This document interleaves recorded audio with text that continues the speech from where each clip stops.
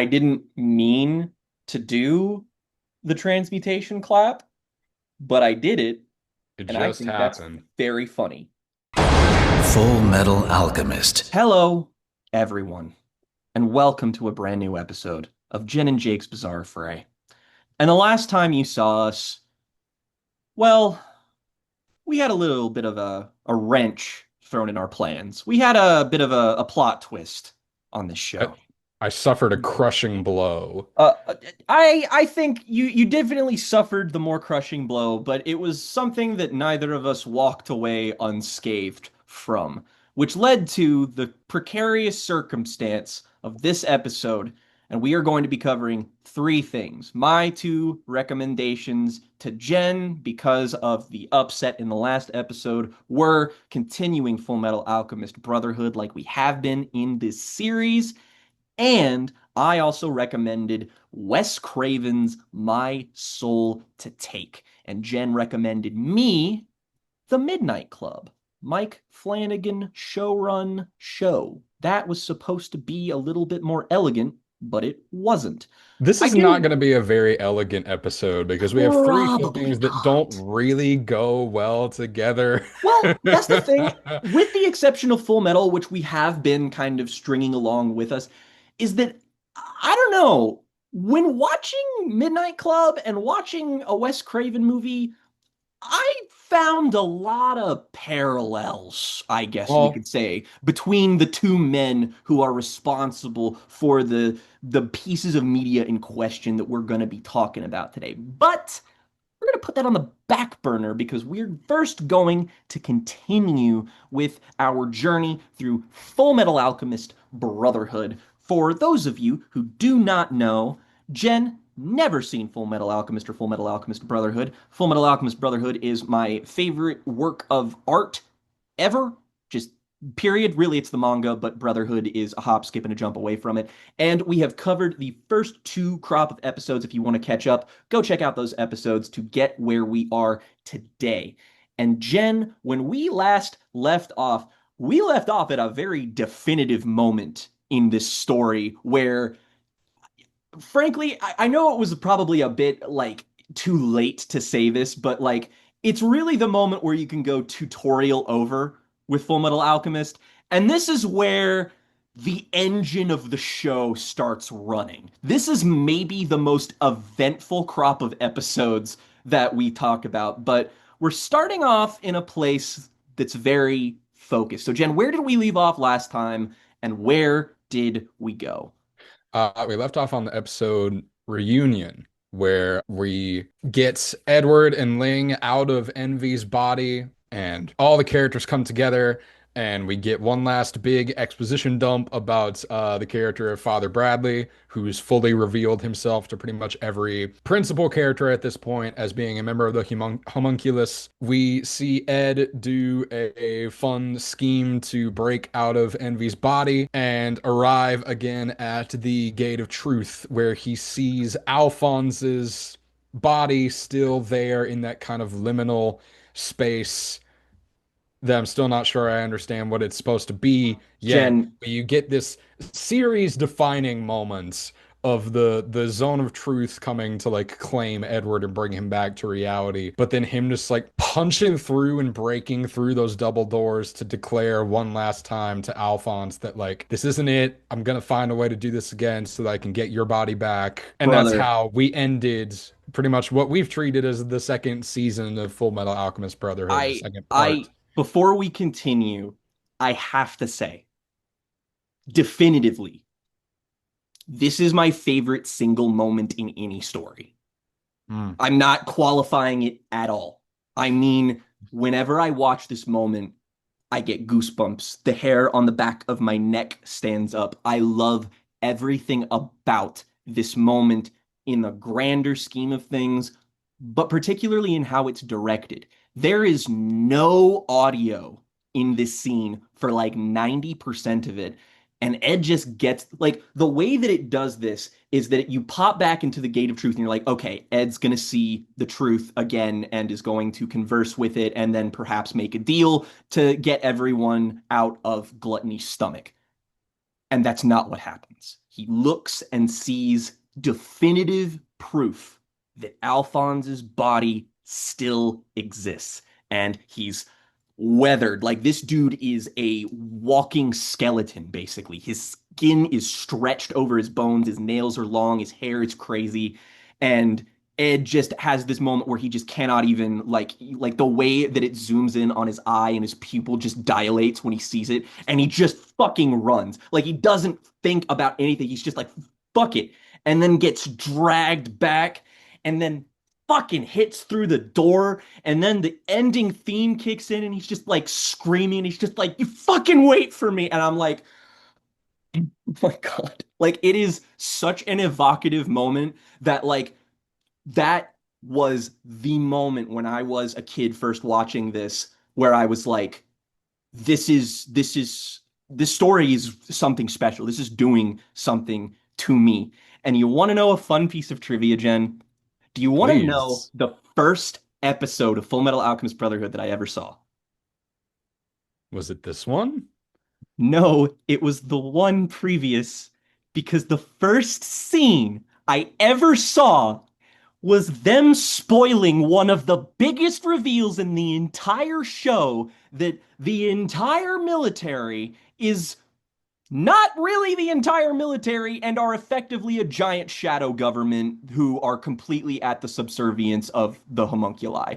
This is the first thing I see in this show, and I'm like, oh, what's going on here? And I have no fucking context or idea, so I just went into this So with you like you the get worst you get thing to the spoiled. twist. You get to the twist that Envy is the one that like shot the guy that started all of this. That's what you You saw first. you more or less get like the entire first 30 episodes like kind of spoiled for you, but I had no context, so I couldn't put it all together.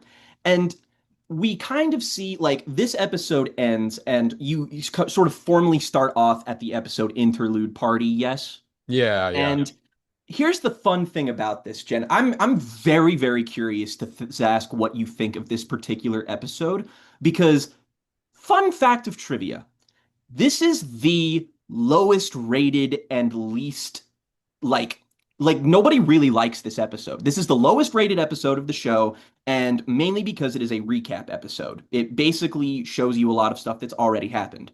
And my hot take is that Interlude Party is one of the absolute fucking best episodes of this entire show, and I'm going to tell you why. Let me Because, school you right now because I think I know where you're going with this and I think I agree with you. well, So let me yeah, give you what I have to say yeah, about yeah, this yeah. so then Go for it. Go you for it. can build off of my Yes. like initial reaction notes to this, which is that I see why. Like Yes, if I you do too. zoom out, obviously I see why the clip show episode Hmm. is not as beloved, in fact possibly even significantly less beloved than everything else if you have a fan base as fervent as this one. Oh yeah. But here's the thing is that I, especially in my television, am a great appreciator of being able to kind of see the structure and see the way that writers take advantage of the structure. And for me, compare this to the more infamous example, which is the clip show episode of Evangelion, Ah, yes. which I'm gonna go so far as to say adds very little to the overall experience of the show Jen, itself. do you have a controversial Evangelion? Sorry, I couldn't even fake being surprised at that just because this is a well-known established thing with us, if you all don't know. We have some opinions about Ava, even though we broadly like it. Do I have opinions on Evangelion? But no, my opinion on Interlude Party is that this is like the platonic ideal of a clip show episode because you get to learn how this character who hasn't been around interprets all of the events that have led up until that point. And it's Speak on important it. that we get that for Hohenheim at this point in the story because he's about to become a much more prominent character to the point where I didn't even realize that Hohenheim and Father were meant to be two different people because they haven't even been on screen all that much together individually. And Yeah. so that's a twist that we get in this season that, I mean, they don't play it like a twist, but if you're not paying attention, you may not realize it. And they don't even suggest that it could go either way, right? Hmm. father resembles Hohenheim, but the boys don't really Comment on it. comment on it. And so you think, well, is it just me? Am I the audience member who's getting one over on the Yeah. show? And are they meant to is it like the Sheba thing from Waco Mundo? Where it's Yeah. like, oh, how long is Rukia gonna take to figure out this obvious thing? I was like, oh, how long are they gonna take to figure out this obvious thing? That hasn't really been an issue with the narrative up until this point. But the thing is that it's a secret third thing. But anyway. I find the clip show episode absolutely riveting because it comes at a perfect point in the narrative where you've got this midpoint and you've got this resolution of Ed and Al and this big revelation on their ends. And you have this moment where you can kind of take a beat from that to bring Hohenheim back into the fold, and then again, in a way that benefits the audience, revisit some of the most thematically and narratively significant moments of the plot thus far. And then once we know that Hohenheim is making the decision to now become a more active player in the story, we get back to where we want to be, which is with Ed and Al at Father's Lair with Gluttony. We don't waste any more time watching Hohenheim get to where he's supposed to be. The narrative trusts us to wait for him to become important when he is important. Again, it's only asking you to realize that he is about to become important by having you reflect on everything that's going to draw him in to the narrative, which is so great. It's like I would even go so far as to compare it to like Kevin Flynn's arc in Tron Legacy, where like obviously it's not executed with the same kind of structural tricks, but you're seeing a character who's deciding to become an active player, Totally. take the spotlight for a moment before the real protagonist gets back into the hot seat again. You nailed it. And the thing is that the other reason I get why this episode isn't particularly beloved by fans is one of my favorite things about it is the directing. I love the framing device for this of Hohenheim just kind of sitting by the fire and having a conversation with something. He's having a dream, essentially, and basically a bunch of characters that he's known throughout his life are by just sort of appearing and kind of contextualizing a bunch of information that you've seen. And there's parts of it that get visually fucking crazy. Like there's a part of it where like they lean into the horror in this universe really strongly.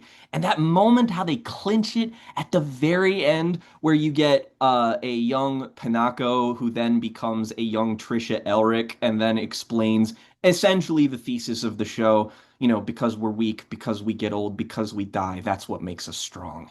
And it's like, oh man, like that's why I wanted you to like that be the sort of place of where you could continue because you get a refresher and you're instantly like you're back in it instantaneously. And the next episode is like so much shit is happening now and you're like watching all and the status quo for literally everyone completely changes.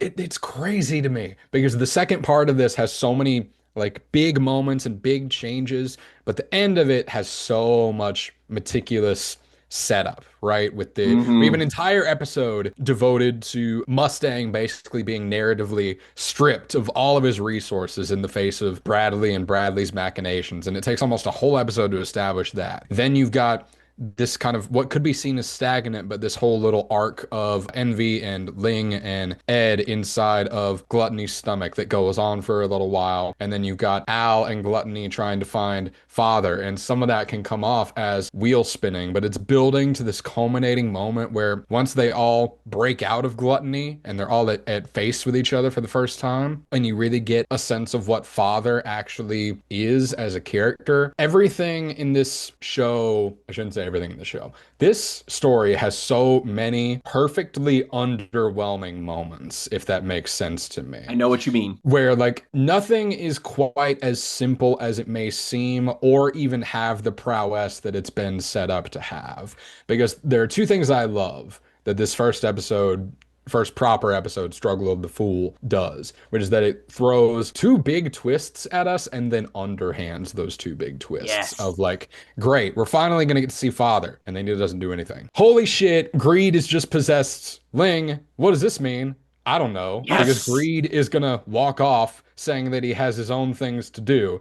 Yep. And we're just not going to get to follow Once him. again, So we're just such gonna have to a wait malignant and see. narcissist that he's like, fuck y'all, I'm leaving. It's awesome. Yeah, Greed is just like, well, I have other things that I want to do, by, and we don't follow him for any for anything that he actually does in the meantime. We just stay with Ed and Al and everybody else that we've already been with. So Greed gets brought into the fold as this kind of new character that kind of replaces Ling for a majority of this arc of the story, which leads into this great like payoff of that at the end where we finally get to see Ling sort of trying to break through. But where I thought that Greed and Ling were going to be a focus of this part of the narrative, they really aren't, which is again that kind of purposefully underwhelming thing that this show can Hmm. occasionally do. It does that, and it's good at doing that because it keeps your focus where it should be. It doesn't overwhelm you with a number of problems because it sets up things that could be potential problems later and then lets Yes. them drift off while Hmm. the characters are handling whatever the immediate situation still is. And then we get into the Ishvalan War of Extermination, which is another revisiting of the war. And man, every time they really go into detail and do these kind of longer, elaborate flashbacks of the war, and it's all kind of treated with the same disgust and like bloody spectacle and horrific, vivid displays of violence, but all filtered through these different characters where like Scar and Kimberly and even Mustang all see the war as being the same thing. They just Yes. have different feelings about it. I And that's love so cool. And the show's visual approach to that represents that for them. That like they don't really experience it all that significantly differently. It no. is just what convictions they hold and the effect that those convictions have on their takeaways of the event. And it challenges us as the audience too to see what we'll take away from seeing those events if they're presented the same way through everybody's perspective. And it kind of innately challenges you because everybody does have these individual thoughts and feelings about what they're doing, but the overall point is that it doesn't matter because they're all doing the same thing. And that's kind of Kimberly's stance, is that he's just like everybody's like, I love that flashback primarily for, I mean, a lot of reasons. Like I love the way that it draws everyone's eyes. You see everyone has these like sunken in, and like when Mustang finally sees Hughes again after a really long time of not seeing him, and then he turns and then he sees behind his glasses and he's like, you've killed two.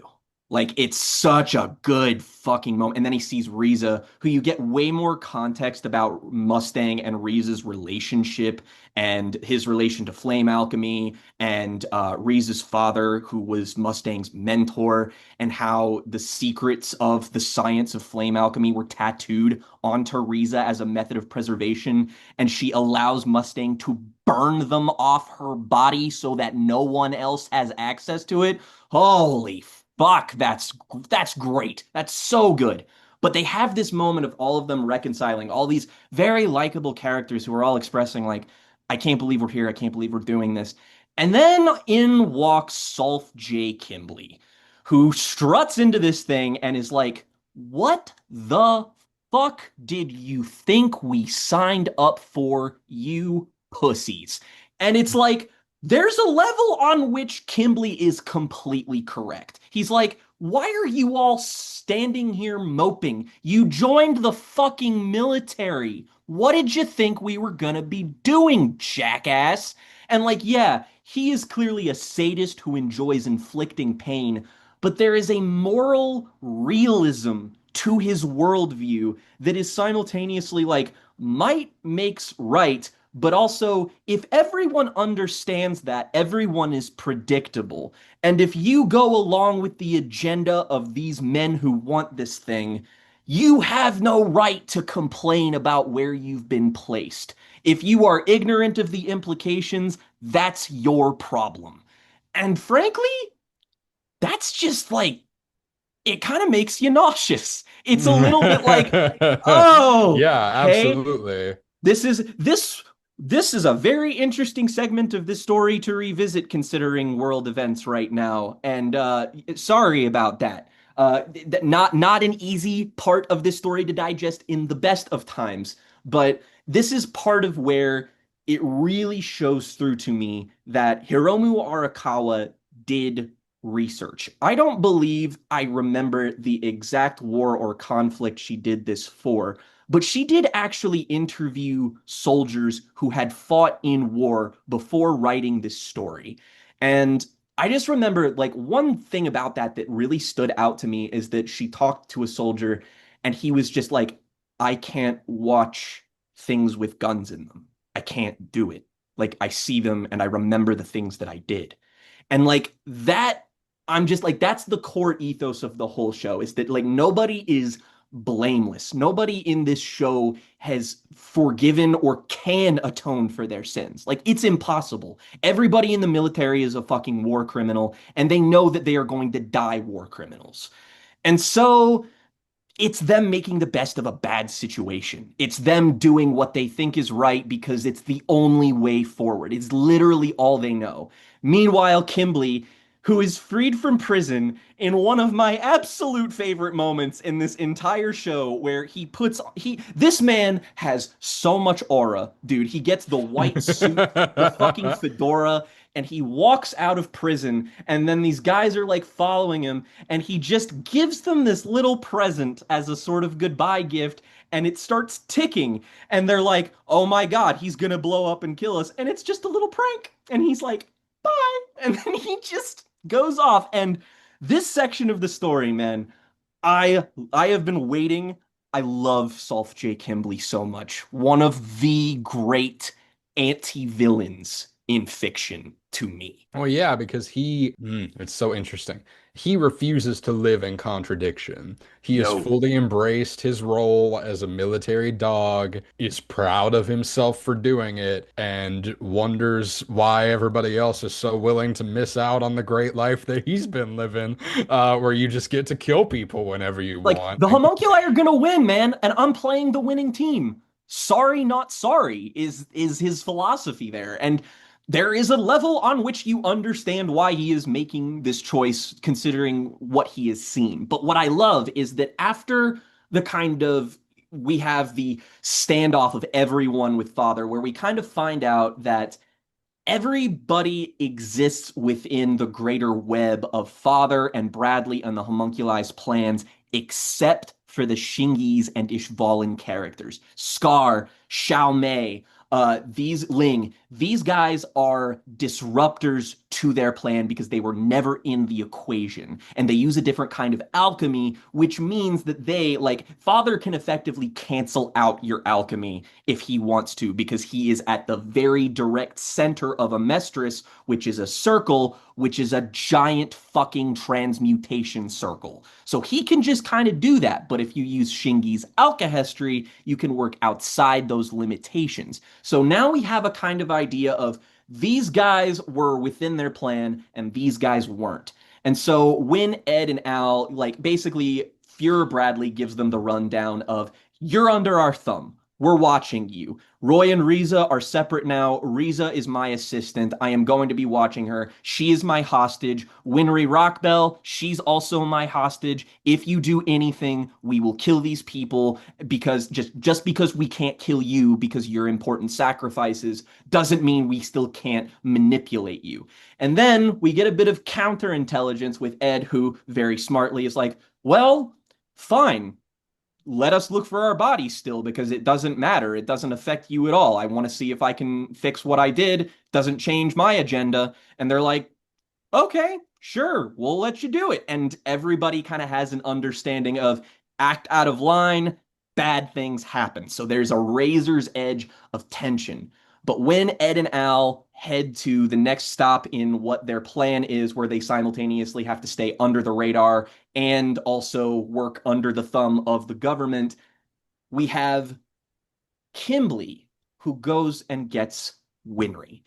And there's a scene between the two of these characters that I think Oh about my all God. the fucking time. Oh my God.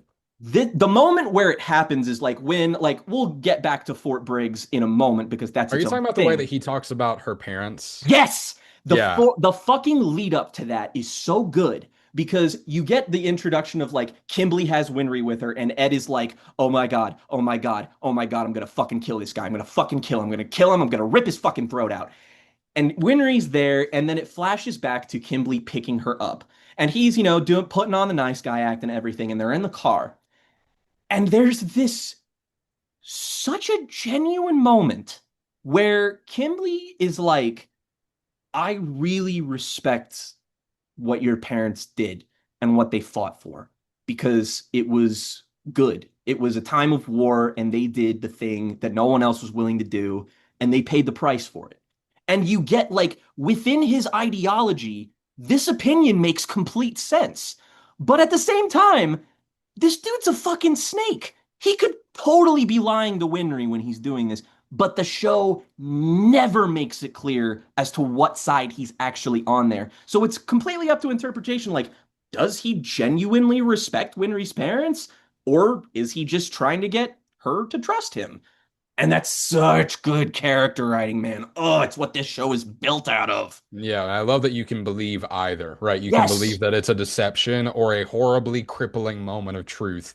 And I can't say what it is yet because I don't know where the story is going to go. So it could be either, and they could be ready to use that against me at some point later on. But I love the North Ice Fortress. Man, Yeah. I just love a good locked room thriller, and so much of the second act of this Yes. part is just them in this ice fortress, Ed and Al having to figure out, okay, is this person on our side? How do we trick this person? What is this thing that's going on that we've just now discovered? Because another homunculus sloth eventually launches a solo attack on the base, or at least we think it's a solo attack. And then you have all these new characters that they're having to subtly manipulate, and all these people that you learn all kinds of new things about, like the introduction of a Major Miles, who's like a mixed race Ishvalan, who's worked his way up the ranks, and Edward goes full I don't see color on his ass when he meets him for the Literally, first time. literally. And And he's it's just it's like, it's embarrassing in the best way. yeah, it really is. It's like it's the 14-year-old Reddit atheist showing right back up, and he's just like, yeah, whatever. But the real star of Fort Briggs is my goat, Olivier Armstrong. Pretty woman, come and talk to me.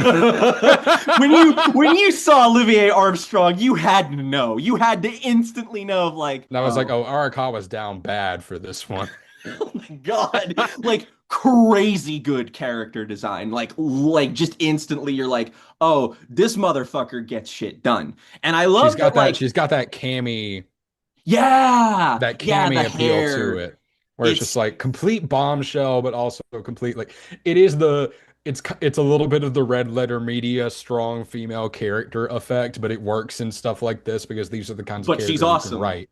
She's Yeah. honestly, she is more ideologically close to Kimberly than she is to her own brother. Like, I love that it shows the disparate reactions that the both of them had. Like, Alex in the military, like, he full on, like, just he like defected basically. He was like Yeah. he was basically like I'm not going to like he's like I'll support but I'm not going to be on the offensive on this war anymore. And Olivier is like, you fucking pussy, dude, what do you think we're doing here? Like follow your fucking orders, man, because she has a very might makes right mentality because of where they are. Like the border of Briggs is against Drachma, which is this country that Amestris is constantly basically at war with, a kind of Russian analog in the context of the show. And it's just the frigid, just sort of like the brutality of Briggs is so emphasized, mainly through the fact that Ed has to go through this little transformation of discovering that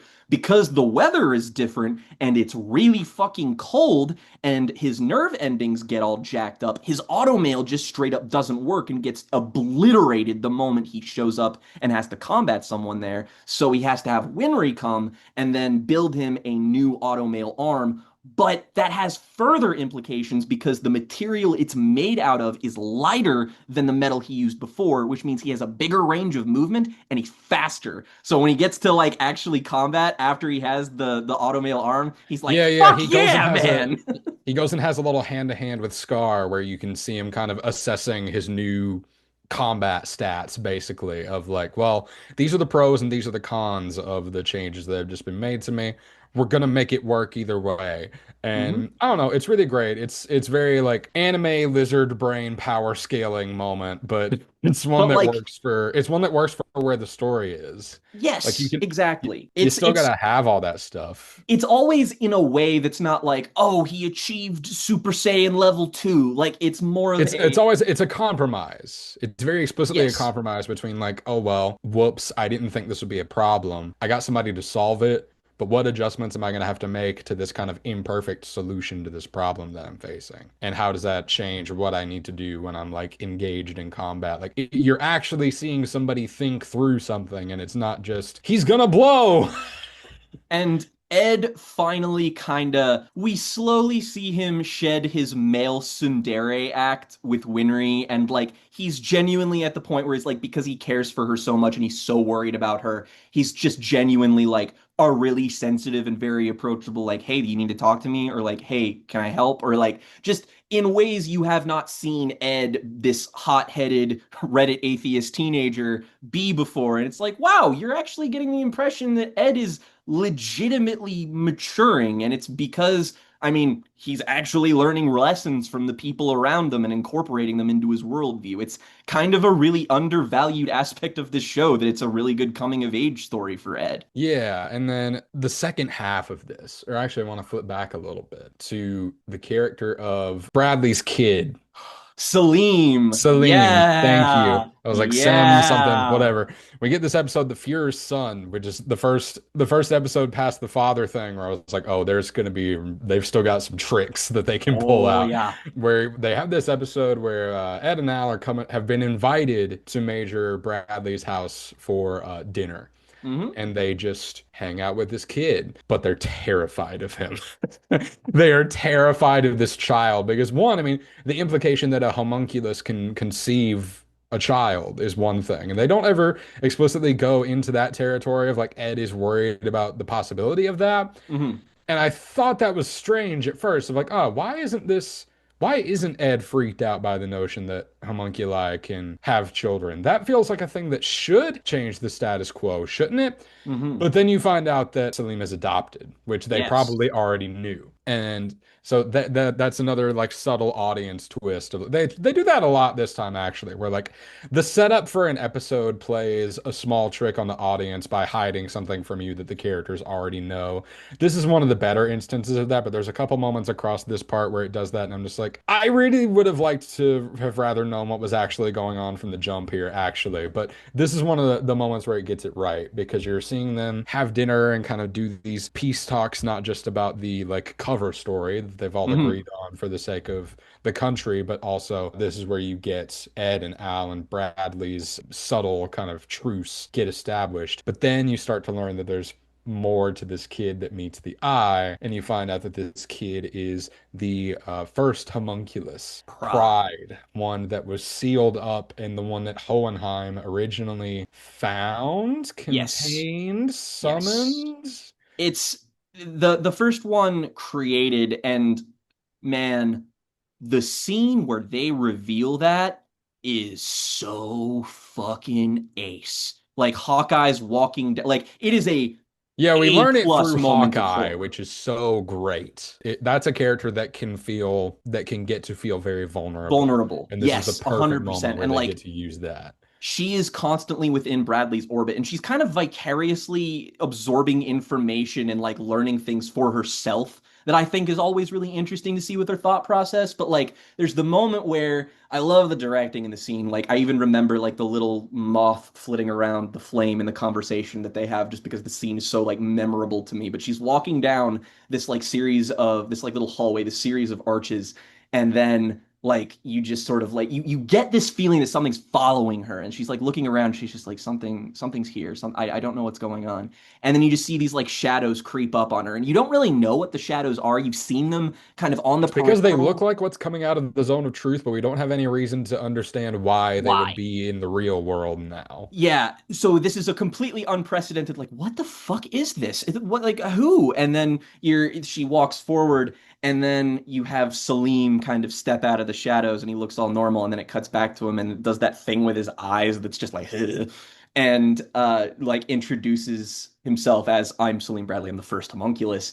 And we see that he's got this ability that is basically like he has these shadow tendrils that can move and ostensibly do anything with when like there's not a light source being shown on them. And the Yeah, way it's I kind of like love, Shikamaru's shadow powers from yes, Naruto, where it's it like like there's a fixed range, but if it can crawl through a shadow, it can crawl through a shadow and then add whatever range is left. and like it like slithers up her leg and then like goes like next to her face and just like subtly cuts her, and she's just like, that's so you know I can do that whenever I want. And you're like, oh my God, this kid gives me the like Salim Bradley in this show, just fucking terrifying. Scary motherfucker. I hate this kid. He is evil. Every time he shows up on screen after this, you're gonna be like, I don't like this guy. And he is, like, barring Father,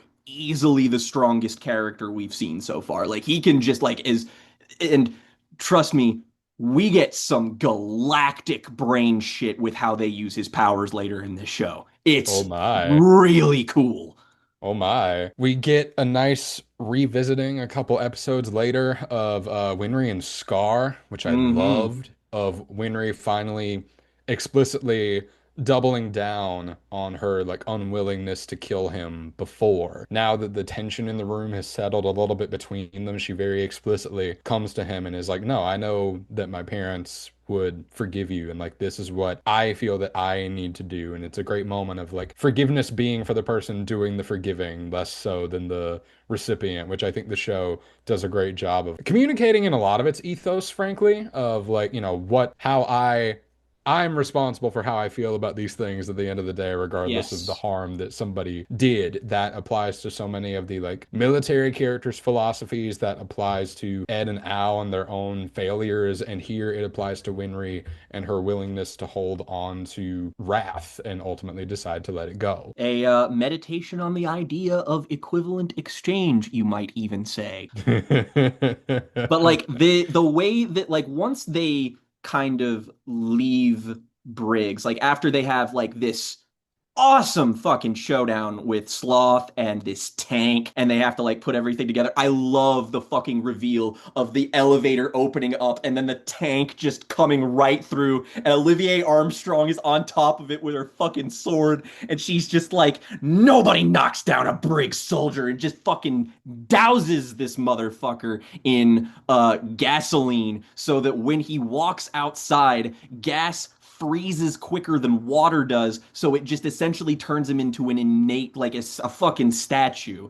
And then they've got the guy from the military who shows up, who's obviously there and is like trying to do his own recruiting of Olivier to be like, hey, come into Fuhrer Bradley's inner circle, you'll be welcomed, we'll do all of this stuff. And she's just like, no, and then kicks him into a vat of concrete and then builds the foundation of Briggs on top of him, which is just awesome. Just killer stuff.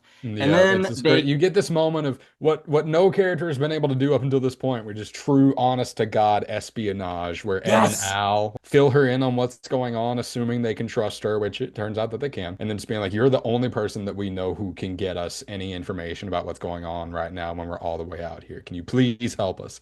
And just getting to see her like lay it on thick and really pretend to be like down with the extermination of the human race or whatever, while yeah. like choking on her words under her breath is so funny. Oh God, that fucking like it does that little like humorous Arakawa like not cutaway, but like little like thing in her head, and she's just like absolutely fuming at this fucking bureaucrat douchebag of just like, oh, I'm gonna fucking strangle you, you little bitch. And it's like, oh God, I've needed somebody with this level of contemptuous anger in this show. It's just Yeah. so sad. Like you have a show full of people who are like so pragmatic and reasonable, you gotta throw in a couple people who are just a bunch of hot-headed douchebags sometimes to just stir things up. And then like the espionage you mentioned is kind of doubled down upon when they leave Briggs, and we have to sort of operate under Kimberly as a kind of commanding officer, and these guys that he's got with him who are like Greed's cronies way earlier on in the show. They are Chimera, who used to be people who were blended with an animal of some kind. And they were experimented on, kidnapped from their families, and they essentially have to do what they're doing under threat of their family being killed. Yeah, and so then we get to this kind of culmination of conflict at the base where they have to figure out how to like smuggle people out and get one over on Kimberly and how can they make their next move now that they know everything that they need to know. And a lot of it ends up being like basic trickery and subterfuge and espionage, which is really great and really, really fun, along with some like weird magical trickery like what they end up doing to deal with the homunculi. And but there's a great lizard brain battle manga moment where the Chimera jump Scar because they're like, well, you can only hurt us if you can touch us. And we both have these very formidable long-ranged attacks that are going to keep you on your toes. And it does. You really wonder if Scar could die Yeah, at this point in the 100%. story. Like, it could very well happen. And because he's a wild card, that's like possible. And especially because you're like, he's borderline on everyone's side now. And at this point, you're like, oh, because he's valuable to our main characters, he's actually way like, he's way more likely to die now. Yeah. But that leads into a fight between Ed and Kimberly, and that leads into a kind of truce between Ed and the Chimera, which I thought was an interesting resolution of that, where they just all get like stranded down in a bottomless pit, and Ed is like, well, if you let me, I can save all three of us, and, Hmm. and they just have to go along with it because the only other choice is to die.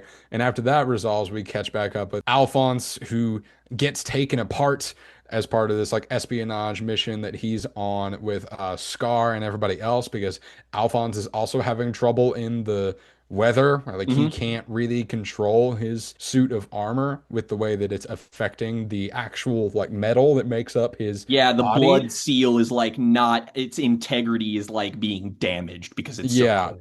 And he also begins to feel his body in the gate of truth pulling at his soul. And so his connection to the material world becoming weaker.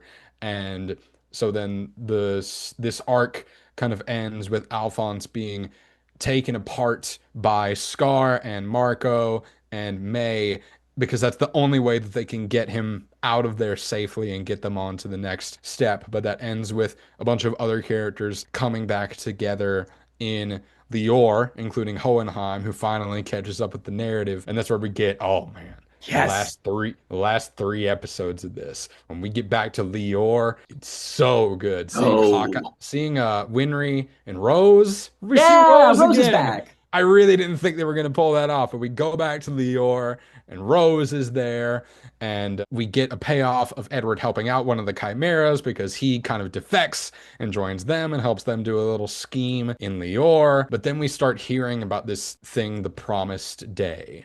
Right, which is basically that very, very, very soon, the secret conspiracy plot that all of this has been resolving or revolving around the creation of a philosopher's stone by the sacrificing of all of the country is coming. The day has been promised. What that day is to be determined. But this notion sets everybody in very fast motion because Greed ends up going after Bradley.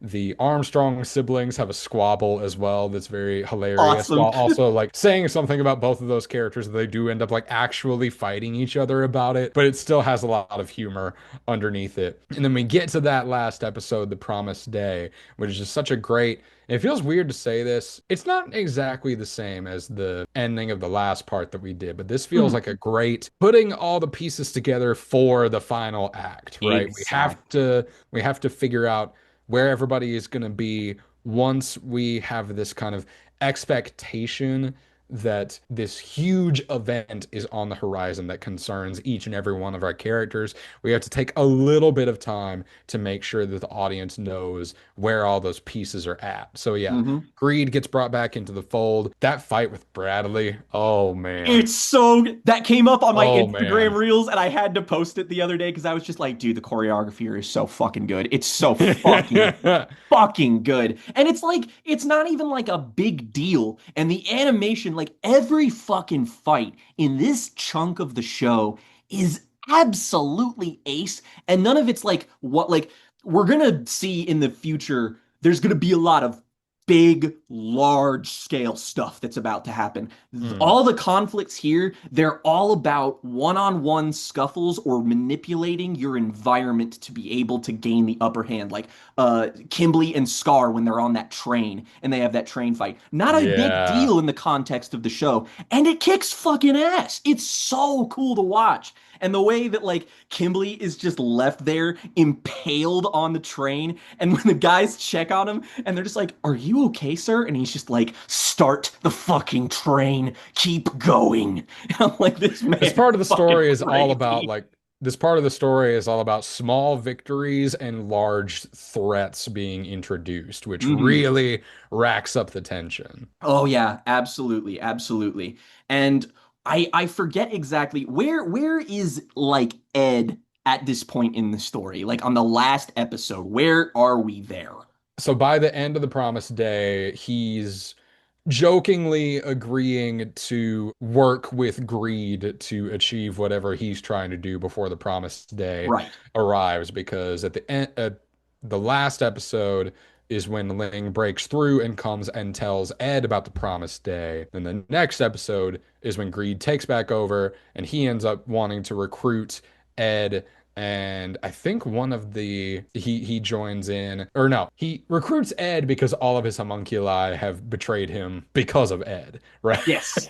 Ed And saved their lives, so he doesn't really have the help that he needs. So he just decides to go straight to the source and go ask Ed to become his ally, and they just agree to it. And so they kind of make this promise to help each other out. And then Alphonse reaches out to Izumi to try to bring them in because there's this little mystery set up that like there's apparently father has his eyes on one more person who will like guarantee the success of the Promised Day because it's Ed and Al and Hohenheim and Izumi. all people who have opened the gateway of truth at some point, but they still need one more, and they've got like a selection of candidates, they say. And I forget what point the story this exact moment happens in. It might have been like way before, but like, have we gotten to the point where Ed returns to Risenbull temporarily to like converse with Winry before going off somewhere? Might be No, I after don't think this. so. Okay, that might be that might be a little later on. That has a really good moment that I wanted to talk about, but that's probably in the future. But this is really the part of the story where it kind of feels like it's just constantly in motion to get you to the final chessboard of where this story is finally gonna go. Where it's like everybody, we're like, and we're seeing too that he hasn't been shown too much, but there's also a character in the military by the name of General Grummond who is kind of a mentor to Yeah, Roy, we see and him talk to Mustang in disguise in and drag, which is very cute. in a very cunty drag outfit that he rocks it. He likes And it a little too much. yeah, he's a little too like, you know what? I think I rock this. And you know what? If you wore a military uniform all the time, I guess anything seems better than that.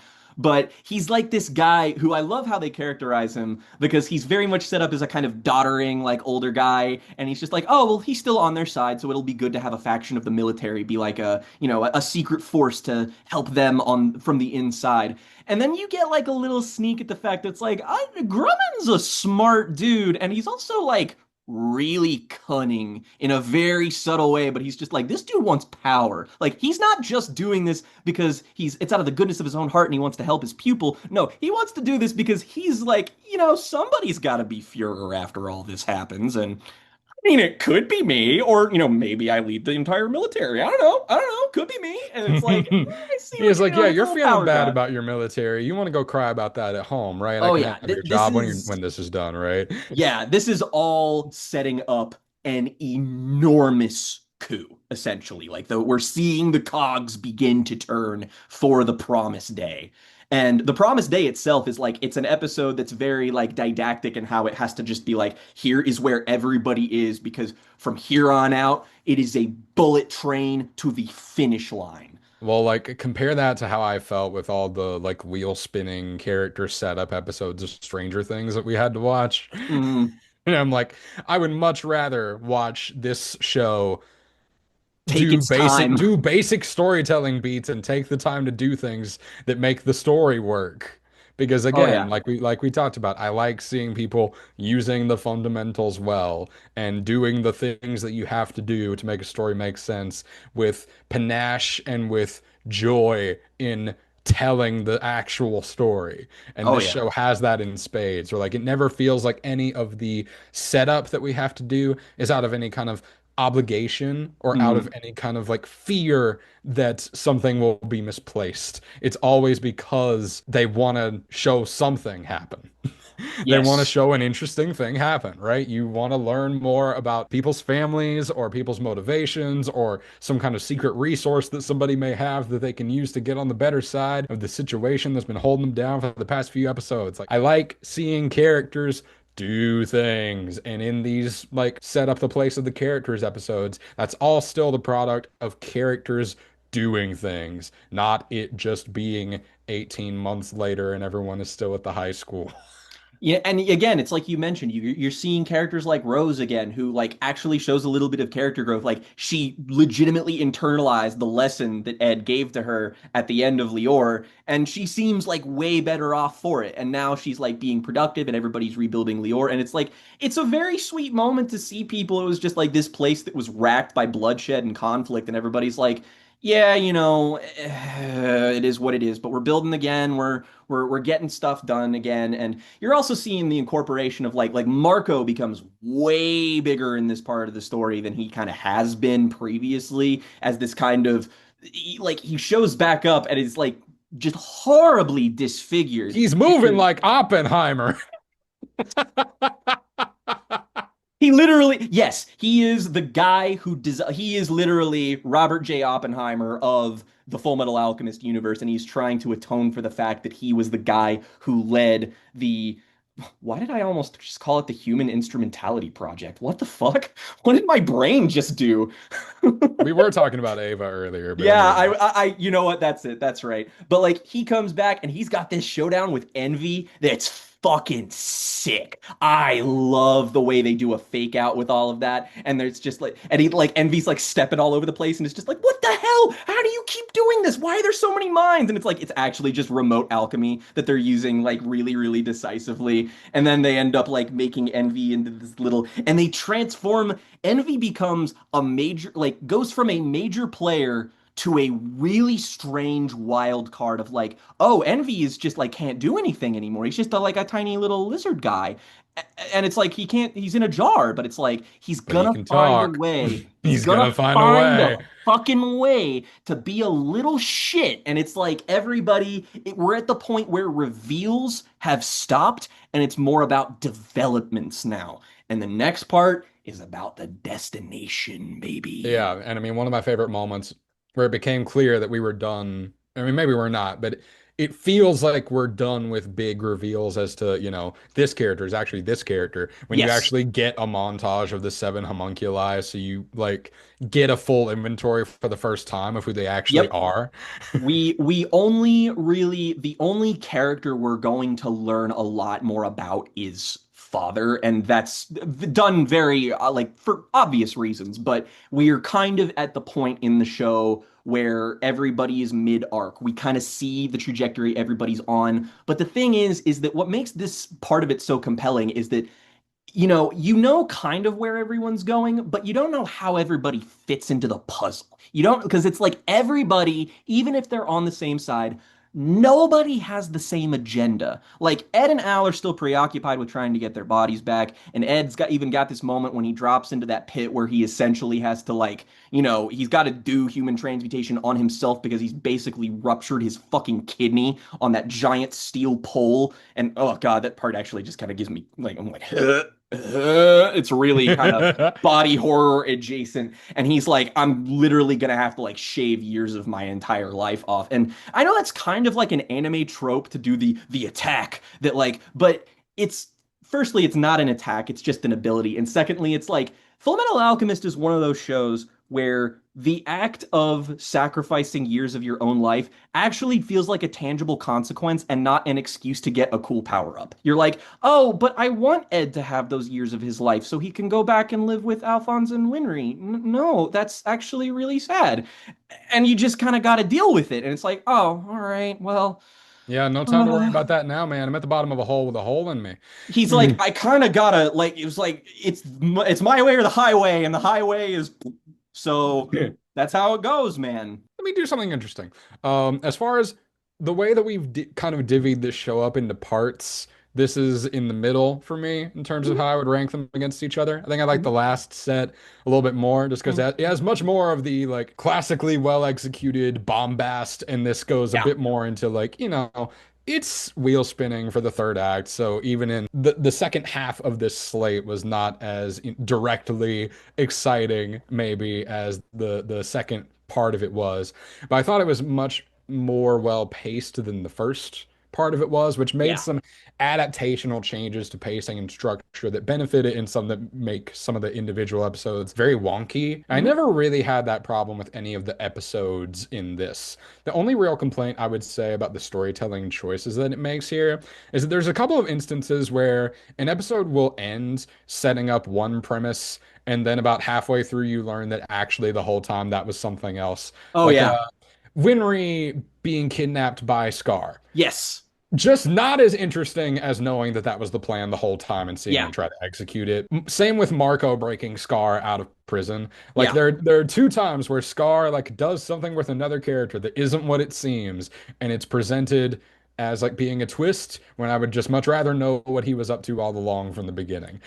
And I think that is actually, funnily enough, a very subtle adaptational change. I think that is more to suit the episodic format because in the manga, I believe you more or less know that's what's happening in the moment. So I think it's kind of them stretching it just because, like, this happens with lots of adaptations in anime where it's not necessarily that they're changing anything specifically. They're not changing the what or the how. They're just kind of changing how you see it and how it plays. So it's like it's a little like I understand. Like I kind of get that. Just, you want to get to the point where you understand because that's what this part of the show is so good at is understanding the agendas of every single character. So if you're not Yeah. wholly with it, it's like, oh, but I want to kind of break back in to be in the loop because that's a storytelling pet peeve of mine a lot of the times is when the audience and the characters in the show when they're not entirely on the same informational wavelength, and it can kind of lead to frustration. So I get it. I But understand. that's a very A minuscule morsel. that's a minuscule complaint. That being said, this is gonna get a 4 as kind of promise of the potential for the last part. I want to leave it with some room to grow. You know what I Hmm. mean? Oh yeah, no, I gotcha. I gotcha. I'm trying not to like hype up the final arc of the story, but it's You've like done it's enough. it's the literal part that everybody fucking talks about. And just the notion that there are so many moments that you have not experienced yet, boy howdy, they're coming and they're big. And I it's know good. I know nothing about what Oh, is to come. good. Like I said, everything that I knew about this show I got by the time that Maze Hughes was dead. After that, I had no idea what was going to Oh, happen with anything. beautiful. That's what this show is for, baby. Perfect. Awesome. All right. Thrilled to know that you enjoyed it. Great section of the show. Amazing. Let's do let's do my segment of the show next. Yeah. My pick for this episode is the Mike Flanagan created Netflix series, The Midnight Club, and I'm pitching this as a Yeah. underrated trip into Mike Flanagan's filmography, something that isn't talked about as much. One, probably because he is not the sole writer director on this show. A majority of the episodes are either co-written by Flanagan and directed by someone else, or some of them are entirely written by and directed by other people. But Flanagan is the creator and showrunner of the series The Midnight Club, and I want to put this in dialogue with a couple things that we talked about. And I just want to presage it this way. Is 90s revival finally here? Yeah. I Yeah, I think think it it is. is. I think nostalgia for the 90s ways of doing, especially horror, is back in full swing because you got to think, in the time between me pitching this for the show and us recording this episode, we've got more tell of the Mummy remake and the Yep. Mummy sequel, the Yep. Brandon and Rachel Weisz movies are getting another installment. Mike And there's other, Flanagan's making an Exorcist movie, and that happened in the 90s as well. yeah, Mike Flanagan's making an Exorcist movie. There was what else has been on my mind lately? Scary Movie is back, and Scary people are Movie talking is about it. back. Scream 7 is in theaters. I'm not watching that. We're not going to talk Nope. about it. Fuck Um, that. Fuck that. and so it feels like 90s horror is having a little bit of a peek through to becoming relevant again into what we're doing nowadays. But more specifically, I wanted to pitch the Midnight Club as a way to answer a question. Can we find value in a canceled show that was completely cut off at the pass? Because the tragedy of the Midnight Club now is that even though it was only planned for 2 seasons, the first season is all that there is and all that we will get. And so it's all we're going to talk about. I have some notes from Flanagan's Tumblr accounts, a Yeah, I'm big post curious. that he made about plans for the second season. I kind of hope that you didn't look at I that. did not. I had the feeling that that was what you wanted. Okay, great, because I do genuinely just want to zoom in on this because it's been a while since we had a real, like, canceled show make a stink in the public consciousness. Yeah. Like, A, show's cancellation, B, something that impacts the culture in a significant sort of way. Like, I watched The Big Bang Theory a bunch when I was a teenager, and they joke I about the did too. cancellation of Firefly, like every third or fourth Yeah. episode in that. Like, nerd culture used to be defined by actually being niche and Yeah. actually being underserved and having The underdog. artists be the underdogs who are disrespected by the money men in the space, especially in the realms of television with stuff like Babylon 5 was popular and the next generation ended up becoming popular, but they didn't start out that way. And the fan bases of those shows really had to fight for their relevance to feel worth giving credence to the potential of those stories being worth being brought to fruition at different points in time. And I think we just kind of take for granted that TV shows will start and end these days, Oh yeah. or we go too far in the other direction. We're just like, Uh-huh. oh yeah, this is gonna get canceled in a week. I'm not gonna watch that. Which It's yeah. I feel like it happened so much in the Netflix era of like, Oh yeah. yes, there are shows on Netflix's slate that got canceled that I can name right now that I didn't even watch. Like Yep. Anne with an E, First Kill, other shows like that where they had clearly had potential audiences. The OA was, I think, their first big failure to make what was their attempt at Lost come to fruition because again, they just cut it off at the pass Yep. at the end of that second season on an insane cliffhanger that my God, I wish I knew what they would have done after that. Did you watch that show? What show? The OA. Yes, I did. I watched that purely Jesus because Christ. it was so strange how that show was like immediately after Stranger Things. It was like, oh, this is next. And then it just poof. And I mean, we watched First Kill, which honestly we can lump in with the 90s revival just because that was very Buffy the Vampire Slayer and like that kind of stuff. And I mean, like, you kind of feel it's a 90s little bit revival close. definitely continuing with like James Schonbrun's movies Oh with God, that movie looks so fucking good, I dude. can't remember I can't remember the name of it. There's a trailer for a new movie coming out that's like a bunch of witches working in the back of a mall and Lily Reinhart is in it and that also feels very Okay. like we're trying to do The Craft again now that the Craft remake from a couple years ago has been forgotten about and Probably for but the anyway, better.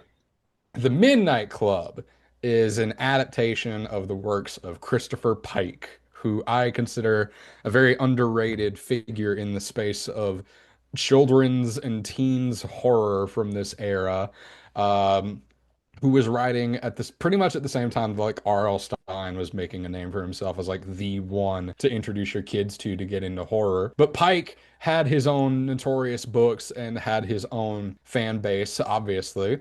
And this story focuses on a group of terminally ill teenagers in the 90s living in hospice care in this hospital called the Bright Cliff Home in the Pacific Northwest that's run by Heather Langenkamp as this enigmatic doctor figure. And man, this also rings as very like 90s and very 2000s to me, just like the Oh yeah. casting of Langenkamp as this character For of like sure. we got this, horror icon to play this very different role for her compared to what made her famous, to kind of uplift this next generation and do this kind of new horror thing. Because it makes me think of, like, episodes of the Goosebumps TV show that had like a weird guest star, like the one with Adam Yeah. West in it. It's fucking Or, I mean, the crazy. obvious pull here is that Heather Langenkamp is here not just because she was in A Nightmare on Elm Street, but very specifically because she was in A Nightmare on Elm Street 3, where she is more or less playing the same kind of character. Yeah. This is very Nightmare on Elm Street 3 in like premise as well. It's a bunch of kids who are kind of stuck in a facility and they all have their own problems and, shenanigans, supernatural things are happening. But the interesting thing about the Midnight Club is that it's Please. really more based around the fact that the Midnight Club, in the context of the show, is an actual club that they all have where they meet together every night and they go to a specific place. They sneak some liquor out of the cabinet and they all tell scary, spooky stories. And these stories are more or less like the linchpin of the show and most of its horror. And I think my favorite thing about this show, bar none, is how really deceptively subtle all of these stories inform the characters that tell them. It's Yes. so intelligent. And what it does is that it's also not obvious because you think about this, it's like, oh, it's a show with a slightly like, obviously this is like a TVMA kind of thing, but like this is something that kids these days, they can access anything. If I was a teenager, I'd be all over this shit. Yeah, Like, it's like a more edgy version of Are You Afraid of the Dark? yeah, it is like there's Goosebumps, Are You Afraid of the Dark, the new Goosebumps, and then this in terms of like horror writ large, how actually like scary and like how adult it can actually be. But like we see a window into this through our main character, Ilanka, who like I remember I watched the first 3 episodes of this when it originally dropped just because like I didn't I stopped watching it for reasons that had nothing to do with the show. It was just one of those things that had to fall by the wayside. And there was probably another Flanagan thing that was coming out in close proximity that I was just a This little bit came out more. like a year before Fall of the House of Usher, which released Yeah, in October the following year that this and released. to be fair, I was a little bit more excited for the fall of House Usher, and I was a little bit more just like interested in it and what it was doing. And I mean, it's only a matter of time before we talk about that in some capacity on this channel, but I I'll mean, let I've Sylvia already go. seen it, so it might just be a Jen and Jake Well, yeah, throwaway. that's what I was thinking. Actually, hold that thought. I have to go pee. Ooh, nice shirt. There's like a fucking ah Oh, fuck. oh, oh God, is it the bird? There's a stink bug in my no. Oh, fuck! I thought it was Imagine the if a bird that was in bird your broke wall. into this room while I was recording. You'd have to put that in. But So I remember when I watched the show, and like I had no clue what it was about. We just knew that there was a new show called The Midnight Club, and we turned it on because we were both Flanagan fans. And man, this show has a hell of a sucker punch waiting for you if you don't know what its premise is, because we see our main character, Ilanka, and she is graduating high school. She is salutatorian. She's intelligent. She's got friends and stuff. She goes to this party, and we're like, okay, where's this going? Is this going to be like a, sort of a teen slasher kind of thing happening? And then she starts coughing up blood. And then she goes to the doctor and she has thyroid cancer. And it's like, oh, all right. And currently she lives with her adopted father. And he's like the only person in her life, pretty much. And we kind of see them go throughout the months of her being treated and stuff. And it's not going well. Father gets the news she is terminal. The doctor says in explicit terms, like, she can make it to the end of this year. I don't know if she'll make it to the end of the next one. And so she finds out that there is this hospice care facility called Brightcliff and wants to go there because it is supposedly for teens like her who are terminally ill. And there's this weird thing where she discovers this story in Brightcliff that happened long time ago with this patient named Julia Jane. And supposedly she was terminal. She went to this facility. She stayed there. Miraculously, her symptoms vanish and she left and disappeared, and nobody knows what happened to her.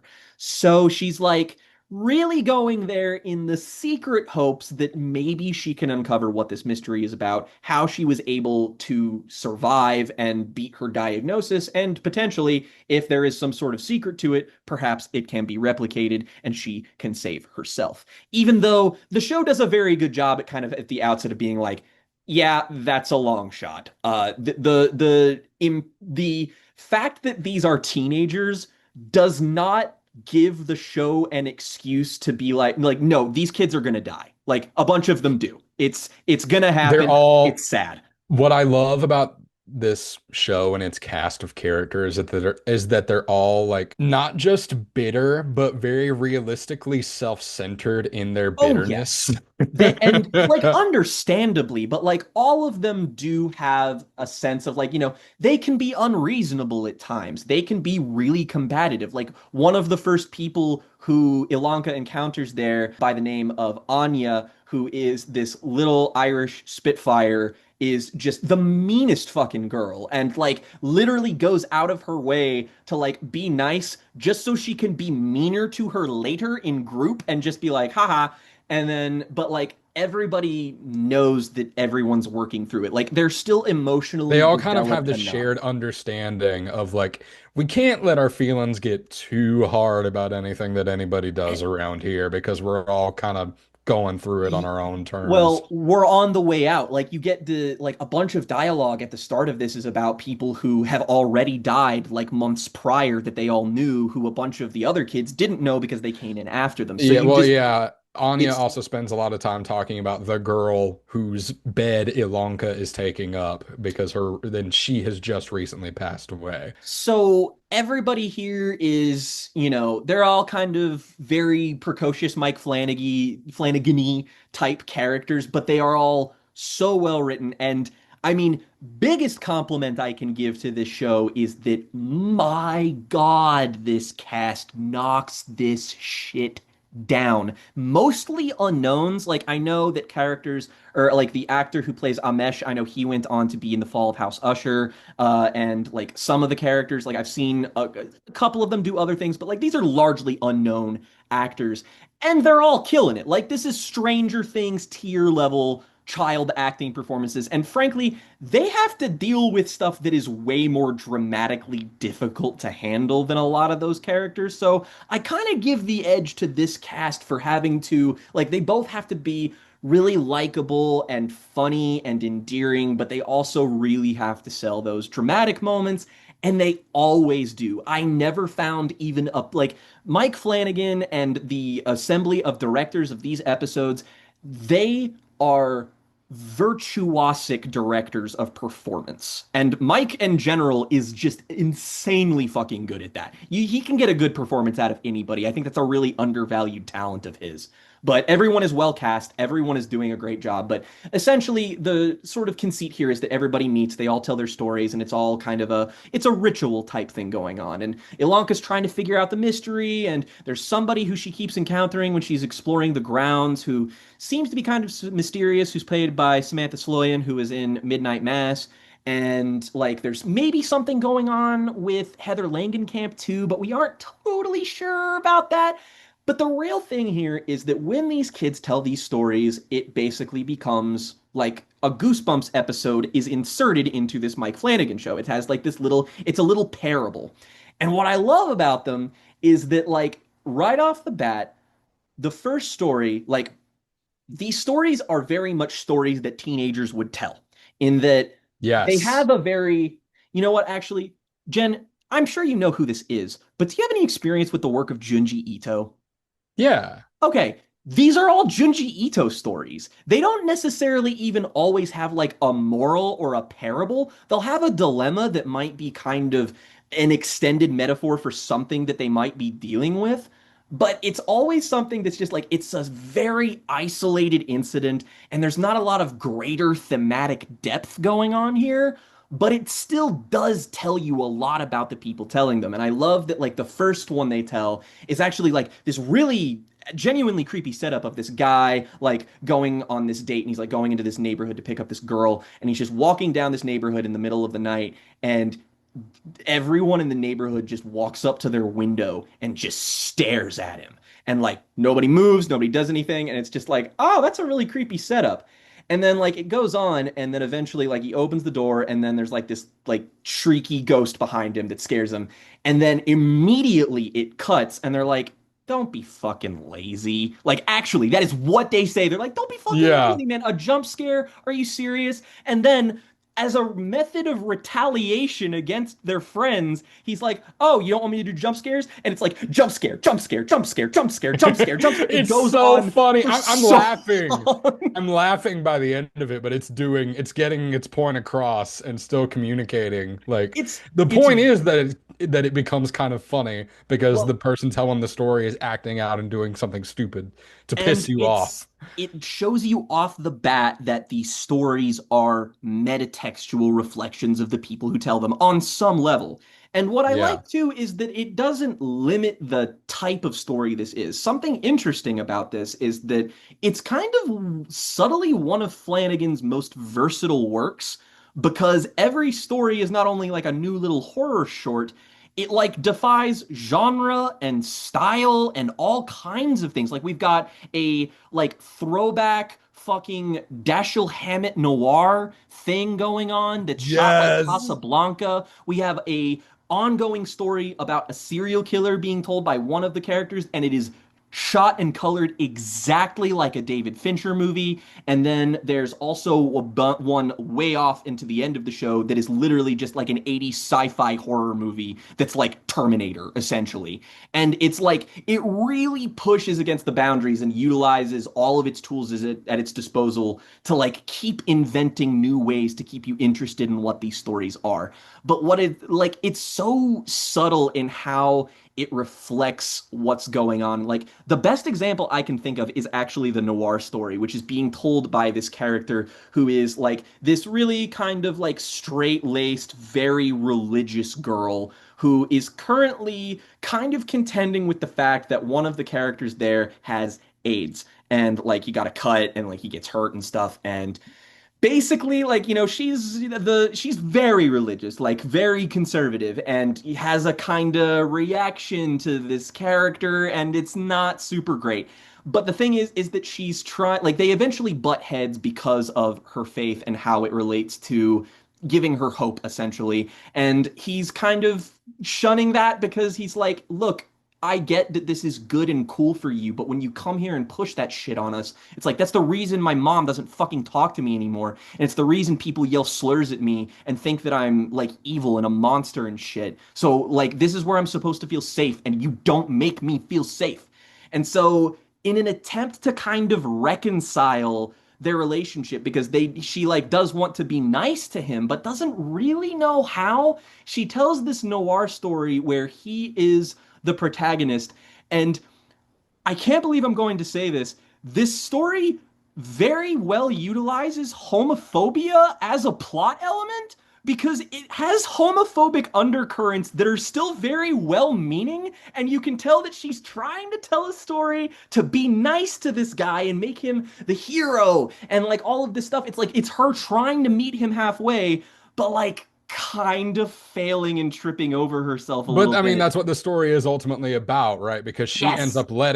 she lets the twist be that her stand-in, the protagonist of the story, betrayed his character Yes. and he gets to win Mm-hmm. and get one over on her for all the homophobic shit that she did Exactly. because the twist is that she killed his boyfriend because she wanted him for herself. Exactly. And that's the kind of thing that a lot of these stories end up doing. It tells you about the person telling it, but not in a way where you're immediately like, oh, this is like the serial killer story, for example, is like you kind of got to think a little bit abstractly about it in the sense that like it's about this teenager, this guy who is straight up just a serial killer. He goes and hunts down this girl who's in his class and just beats her in the face with a fucking hammer. Like what I love about Flanagan is It's that you can surprisingly pun brutal. not intended. It's surprisingly blunt whenever we're dealing with this character. Like the thing about Flanagan is that the conclusion I came to with it is this is that I think that this is Mike Flanagan's Scream. I think this is Mike Flanagan's attempt to kind Ooh. of reach into horror tropes, sift through them, and explore them with his typical Flanagan-y tendencies and characters.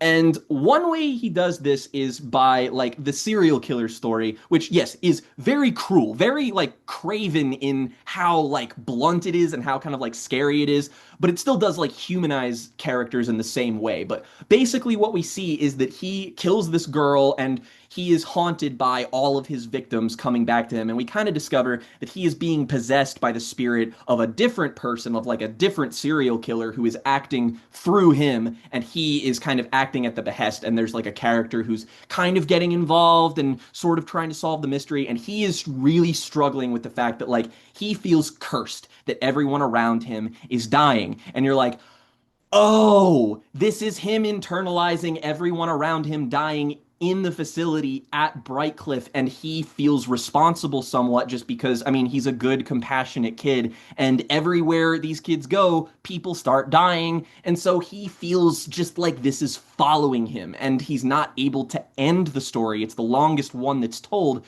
because if he finishes the story, it's over and he's dead. And that's like he doesn't want to finish it because he doesn't want that finality. He feels like he's going to be closing the book. And that directly correlates to his character development of cutting off his girlfriend that he is dating, but is like he likes her, she likes him, but they both know that this isn't gonna last and they're just kind of dancing around the fact awkwardly. And then once he gets the resolve to break up with her, that's what lets him finish the story. And it Yeah. doesn't do it in a way that's like A plus B equals C.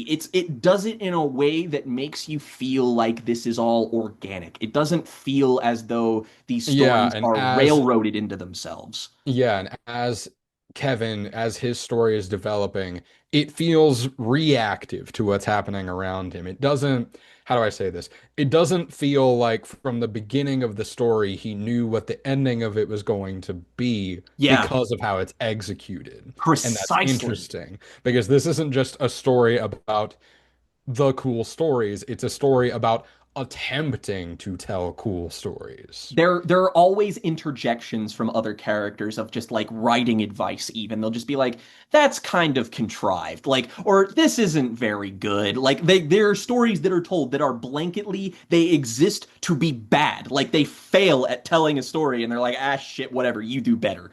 And then they'll go along and pass the torch. And it does become a little like ritual for them, and that's how they kind of pull themselves forward. And there is kind of a sort of like there are some characters who are able to experience some things that are supernatural phenomenon that are happening. And there's kind of a hint laid early on where they're just like, if one of us dies, we need to do our best to, if there is an afterlife, we have to send people a sign. We have to communicate somehow. And that throws a really interesting wrench into all of the supernatural occurrences because it's like, are these unrelated things that are just endemic to Brightcliff because there's clearly some weird cult shit going on in the basement with some stuff that they're uncovering? There's actually a really awesome moment where they uncover a number very early on in the show and they don't know what it means. And I was It's watching this just with the Dewey Decimal yes, System. I was watching it with my librarian wife who's just like that's about religion. Like the 290 number, that's what that correlates to. And then that's how they find it. And I was like, it's a neat little thing we got to pick up on. That's cool. And they're uncovering a certain kind of mystery, but it is still like it balances all of these things very well. Like the first four-ish episodes of this show, like, and I'm not saying that as though what I'm about to say implies that it stops here, but the first four episodes of this show are kind of like heavy. Like this is a show where like, yeah, you'll laugh. There's a lot of very funny characters and stuff, but like, damn, the weight of grief looms quite heavy. Like, this is not a show that pussyfoots around the idea of death, but it is still like very respectful in that way. Like, in the sense that, like, if I was terminally ill, something like this would grant me some marginal amount of comfort. It is humanizing these characters in a way we do not often see people like this humanized. And that's something that Flanagan has always done and done very, very well. Well, with one notable exception early on in his career that we could talk about one day that it's a little bit problematic, but whatever. That said, there's always a moment, man, in a Mike Flanagan show where an episode sucker punches you and just the show just shifts. There's a paradigm shift. Like in Midnight Mass, it's when you find out the entire backstory to the priest. Like you basically uncover what his whole thing is, and it feels like everything in the show is completely different now. And that kind of happens in this show when it starts focusing on the character of Anya, who is played exceptionally fucking well. Her name is Ruth Or Cobb. no, that's Ruth. That my bad. That's another character. But But she's also in the Fall of House of Usher. She's great yes, in that that's as true. well. And man, this girl can act. Like, holy fuck. Like, she is the abrasive character who is very, like, you think might be a little bit tropey, but ends up being a little bit more layered than you might expect. And basically what happens is that they're building up to the fact that they're uncovering this cult stuff that might have happened at Brightcliff a long time ago that might be connected to Julia Jane. And then what they end up finding is that there's like this group, this cult called the Paragon, and there's this symbol that they have where they worshipped the Greek humors that were all gods and goddesses of health of some kind. And they find out a little bit about this ritual, and Anya's health takes a turn for the worse very suddenly. And then all of a sudden, they're like, okay, this is a last ditch effort. Let's try this ritual. And they have to kind of coax the religious girl into doing it in a way that I think is really smart. And they take Anya down to the basement and they start doing the thing where they do the ritual. And this episode in particular was like, this is when the show, like, I was with it. This is when it locks you in, is because this show, like, what it does is that it's also about the idea and the power of rituals. And not rituals in the idea of, like, strictly religious ones.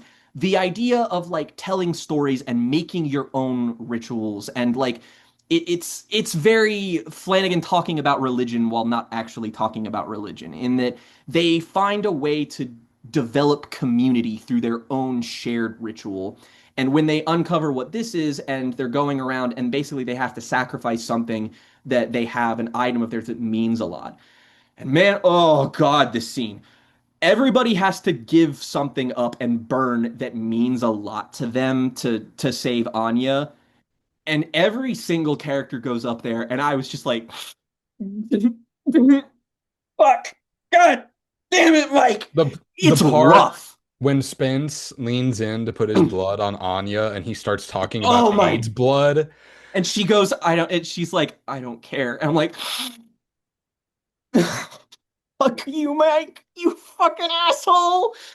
It's 'Cause it's that's the thing too, rough. is that for I shouldn't even be surprised, but like I really thought the period setting was all going to be window dressing until we find out that Spence has AIDS, which happens I very early on. I And and it's a they classic. This is where I knew the show was really going to do something different. Is that there's a scene in the second episode where somebody mm, is like cutting paper, and it's very classic. Like you get yeah. that sound effect, and it's really fucking loud, and they start with a close up on the thing, and it's like, ah, he's going to cut himself with that, and he does, and then it goes further. Because you Hmm. think, oh, this is just going to be the thing that they use to, like, scare us at the beginning of the episode. Da, da, da, da. That actually is frightening to that character. Oh yeah. And He's terrifying. his response is warranted because Hmm. he has AIDS. And that's when you learn that about him. And you also get a bit of Anya's character development there of just being like the reason she's so combative and protective over everyone is she's just like immediately she like shuts down. Ilanka does not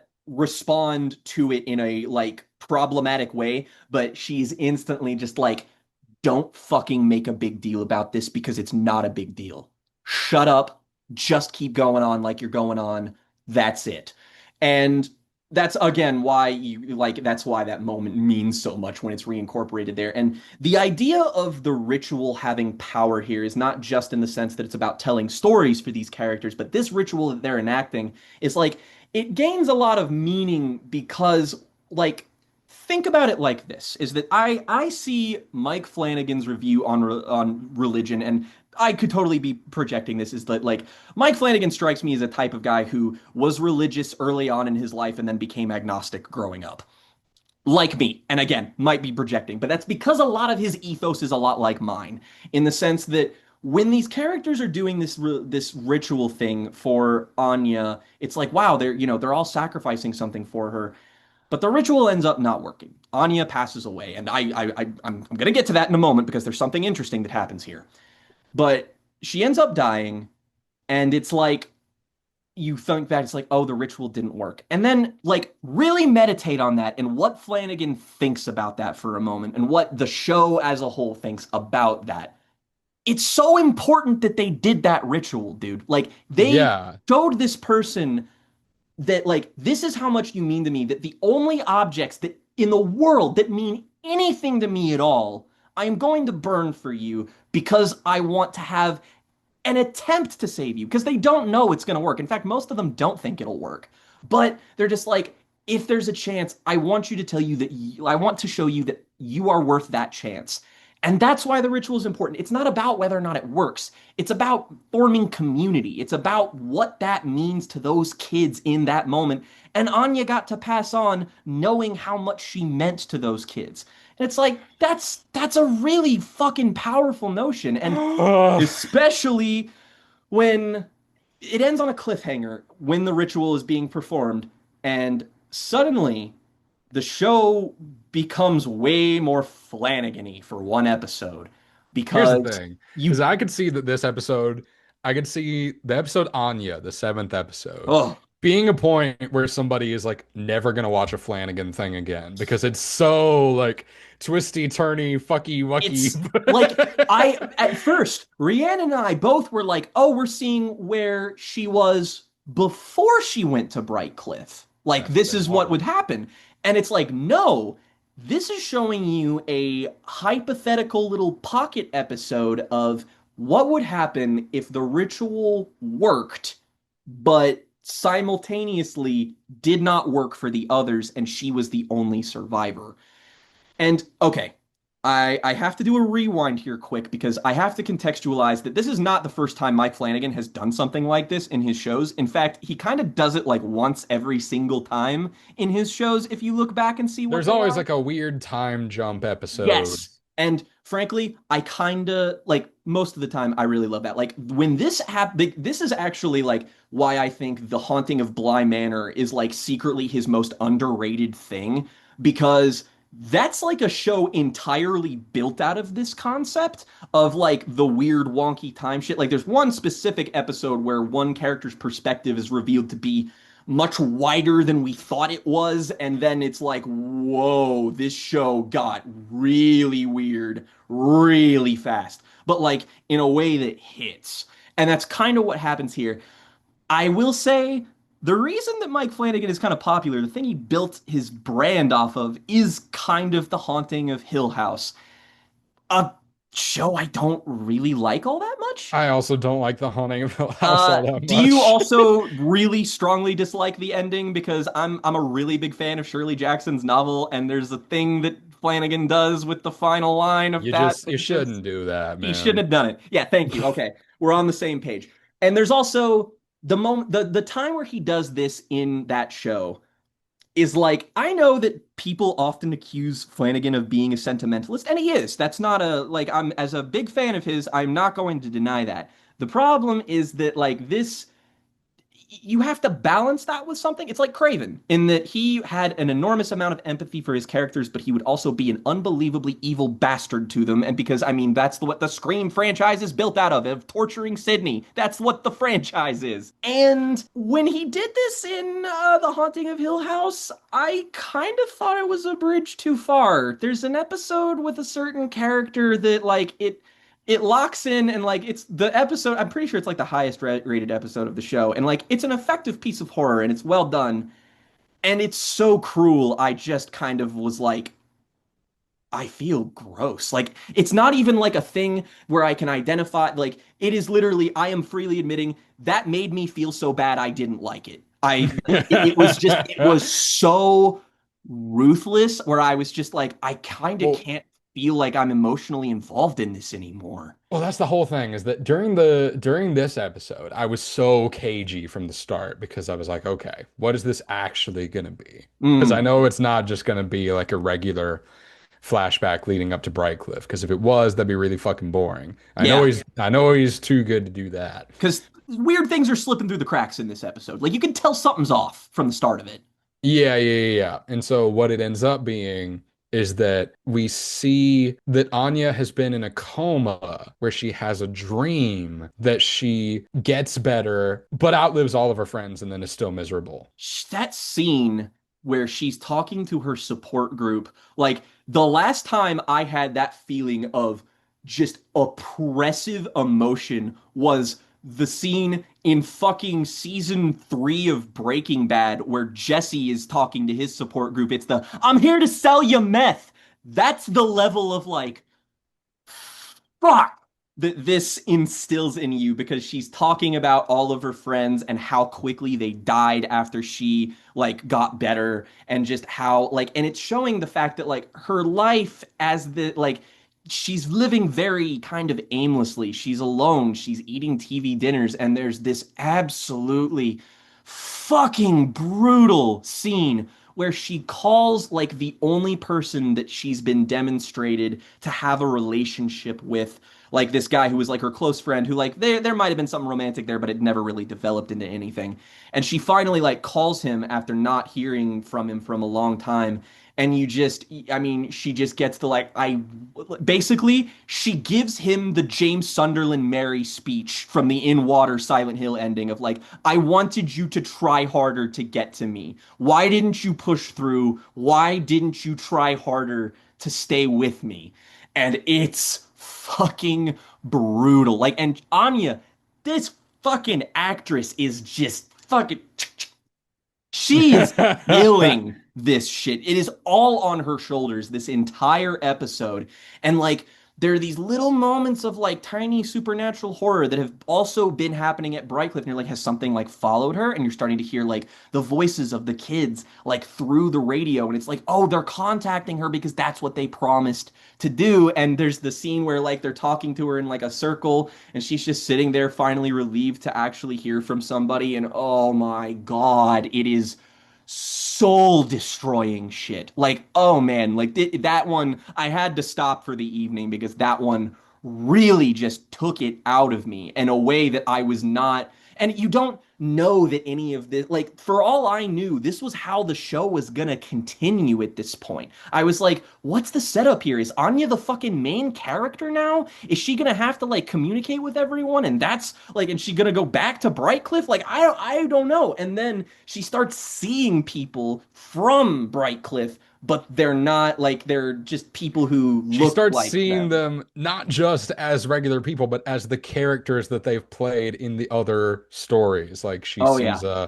a Mesh at the video game store. She sees the serial killer kid. She Yep. sees Ilonka and some of the others as the like witch she as part the characters in the witch story, the one where she Mm-hmm. died in. And man, like it is top tier Flanagan shit. In fact, it was kind of like this is kind of what I wanted out of the episode of Haunting of Hill House because it in many ways is almost as cruel, but there is a lot more humanity and an attempt to give this character a bit more interiority and even almost agency. Like you kind of you do get the impression that it's just like, you know, like she fought hard and she died with dignity and that's what she wanted to have. And it's like it was a good resolution to a great character. Like and like every Flanagan thing has like one knockout performance in it, like at least one. And like Anya to me is that performance in the show. And it doesn't lose steam after she vacates. That said,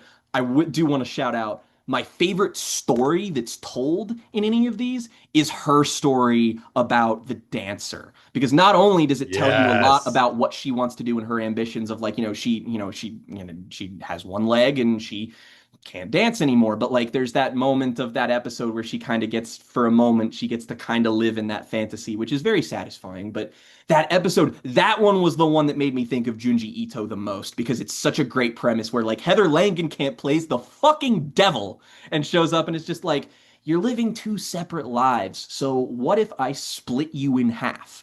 And then she's like, what? And then basically she is splitting her consciousness between two versions of herself in a way that's like you would expect this to be ridden with like plot holes and stuff of just like, why doesn't this character know what's happening here? And it's like, no, it actually explains like the mechanics of how each of them understand and perceive the other and how they have kind of a hive mind, but they still have a little bit of agency of their own. And so they have to decide which is the one that's going to have the shitty life and which is the one that's going to have the good life.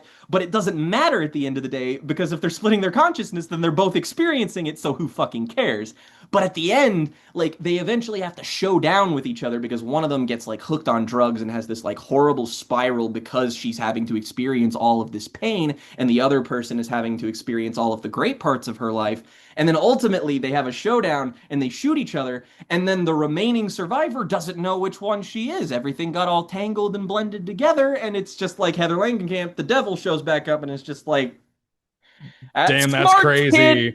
Damn, that's crazy. Yeah, that's crazy, bro. Probably shouldn't made a deal with the devil dog. And yeah, like it reveals a lot about the character. It's a unique premise. It's interesting. Same thing kind of happens with the episode in which, oh, what's his name? I always forget. He's in every Flanagan thing. Henry Thomas. Thomas, thank you. Fucking E.T. kid. Jesus. Henry Thomas, the episode that he's finally in, which is basically an extended story of Natsuki's, who is basically like working through her own suicide attempt in like a kind of in a story that's basically an extended metaphor, and that's another aspect of the show It's a story that's an internal dialogue between all these different parts of it's herself, her and left brain and right brain essentially trying to rationalize why she should either give up or kill herself, even though she knows she's, gonna die eventually. And, well, that's a the lot of thing though, is these, that she doesn't. That's the yeah, fucking terrible twist of it all, is that she just had normal depression, didn't yep. kill herself, and then got cancer.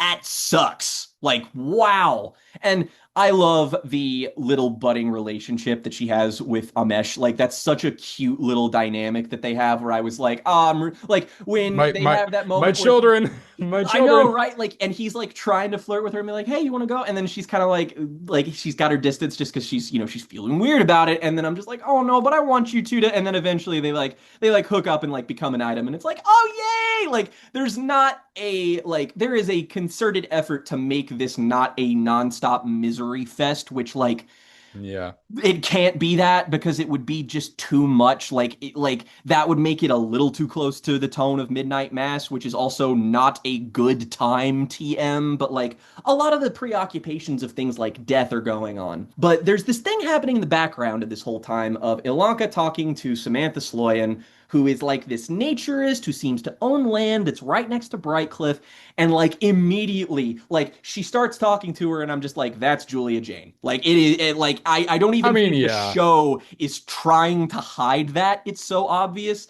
And like I will say there is kind of an interesting red herring that I'm half sure is a red herring and half sure is like, oh, maybe that might be something later. Is like when we first see them like talking about the homeopathic remedies and stuff that she's making and selling to people, because there's like pure water and like lots of stuff that's around Brightcliff that does actually like improve people's health and stuff, which has sustained her and other people for this long. In a weird way, she's kind of like Rose the Hat's tethered from fucking Doctor Yeah. Sleep, kind of Yeah. same outfit and vibe, even just like if she was kind of a cool hippie.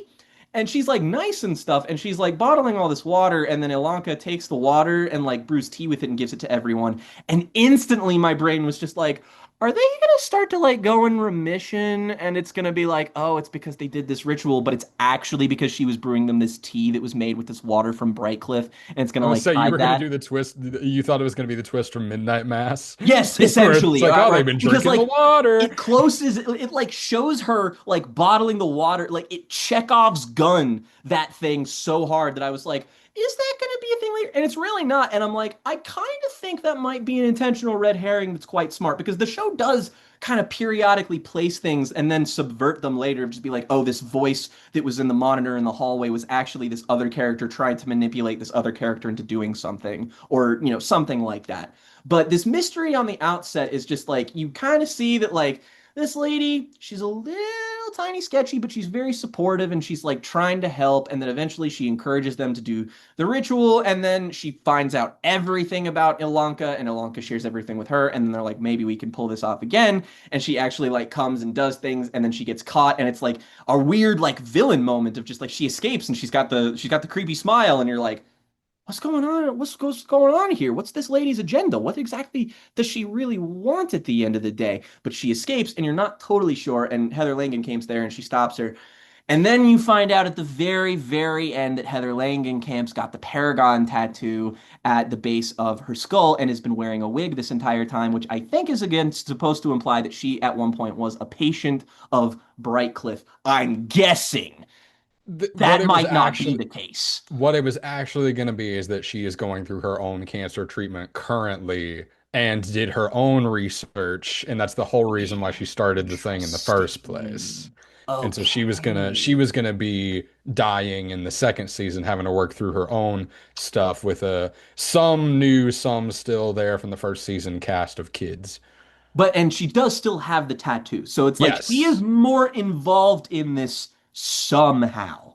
And Julia Jane, we're not sure where she goes. We're not sure what she was exactly trying to accomplish, but it has to do with that ritual, and she wants it to be done for some reason. Yeah, it's made unclear whether her story is actually all that special. Relevant, even. Yeah, Julia Jane's, I mean, because Yeah.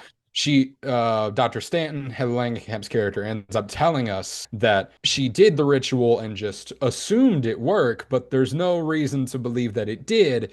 She just got better. So maybe it Yes. did, maybe it didn't. And there's another place where it puts a little wrinkle into the supernatural element of the story in a way that makes it a little bit more pessimistic toward the kids in a way that I Only enjoyed. like there's only two of the kids who actually directly experience supernatural phenomenon, and like it could easily be revealed that this is like a medication side effect, something that's happening in their brain because of their illness. But like there's literally two characters and everybody else is like, yeah, I haven't seen any of that shit. Like there's the shadowy ghost shit, which I mean that could have just been Anya seeing something before she died. And then there's the guys that are appearing to Ilanka who like there's something going on there. Let We're me not let me give you totally the let sure. me give you the gist. Here's what it was gonna Yeah, be. yeah, yeah, yeah. Fill Here's me what in. it was Give me the gonna be. deets. So one, what did you think of Robert Longstreet's character, that janitor?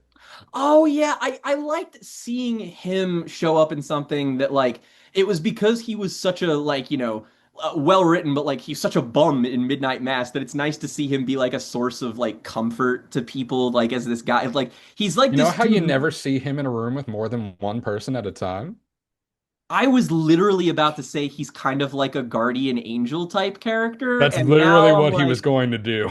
okay, all right, that's yeah. So He's he was got going to that do that. He warm was tone about him. the second season gambit was going to be that, like, yes, there is supernatural stuff going on, but the kids just are not in control of it at all. Right. Robert Longstreet's character is personification of death. The shadow is this, I'm not sure how explicit it goes in this direction, but the shadow was going to be this kind of universal experience of death where it is your past self coming to you to tell you that your life is over. It would have been very heady, very And that's weird why stuff. Anya had the thing in the calm. Gotcha, gotcha, Yeah, yeah, gotcha, yeah. gotcha. And then the two ghosts that Ilanka and Kevin were seeing were going to be the people who built Brightcliff, Right. and it was going to be that was them in a past life. That was going to be the reveal there.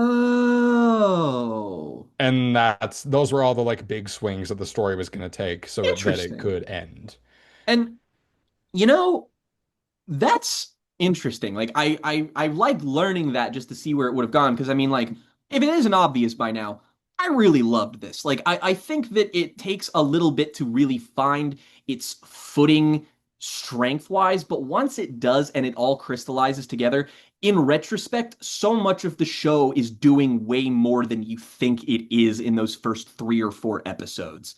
And I Yeah, mean like that's even Anya's story, some of the, the what's the word I'm looking for? That some of the details of Anya's story I kind of took as window dressing, but when yeah. it genuinely gets into this little subplot involving a ballerina doll that she's been carrying around Yeah, that you don't yeah. notice at first, it's a great like reverse of, the story informs someone's character arc, but now we hear the story first and we have to Right. learn about Anya's character arc going out from that. Whereas everybody's story after that is a resolution of something that's going on with their character. Hers is the revealing of this kind of disturbing uncertainty that she has about what's left of her life and how she just wishes she could go back. And it's really It heartbreaking. And then when you get to the end and the leg is fixed and they take it uh as a sign that she's found a way to get back to them, I'm just like, yes, we're cooking. it's that's the thing, is that all of those details about where the show would go are like, that's interesting to learn. I would have loved to see this finished. If we're talking about this in the exercise purely in terms of what is the value of a canceled show, it's what we've been talking about for months in that, man, fuck an ending. Fuck an ending. This is a story. This season of the show, yeah, it doesn't answer all your fucking questions. It doesn't do all of the thing and wrap everything in a nice little bow.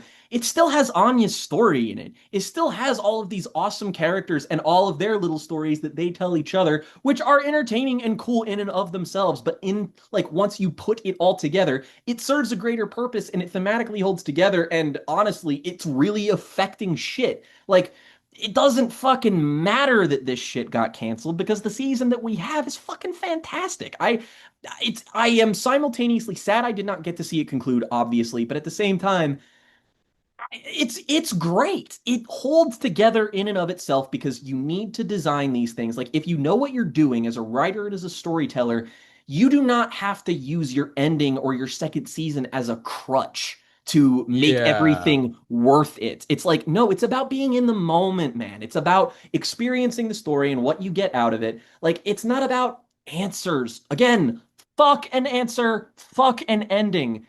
What is the story? What is the journey? And we have a great journey here. I think it's worthwhile. Like, this is easily the least talked about Flanagan project, and I think that's a damn shame because again, this gave me this was really fulfilling, honestly, because it gave me what I kind of wanted out of that Goosebumps show. I mean, obviously, it's doing something very different, and it's the extremity of it is a lot different, but it's like it gives me the same goosebumpy vibe of, telling stories around the campfire and bonding. And you also have this really touching story about these kids who are terminally ill, and it's great. It's great stuff. And the fact that it doesn't have a season two should not deter you from watching it. And that is that, Great. motherfucker. I love that this is the conclusion that we came to because I really did want to ask the question. Because, I mean, it's just been a long time since I watched a show that had this happen to it. You know what I mean? Yeah, Like all of my learning about television and all of the academic discussion about television that you're supposed to do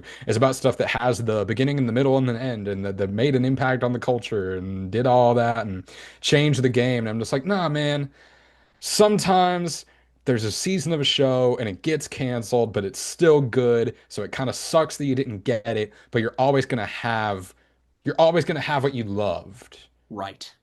And I think Absolutely. that's what I was missing. And that's what I wanted to find when I said that we should do this, is that Yes. loving it in spite of the circumstances that came to it that maybe didn't make it reach its full potential. But like, isn't that still something admirable? Isn't that still Yeah. something that's worth talking about? And isn't what's there still worth adoring and making a part of your lexicon? And in the case of this, I absolutely think it is. I love this show so much. 100%. This is great stuff, and I highly recommend that you check it out. Yay! Woo! Points?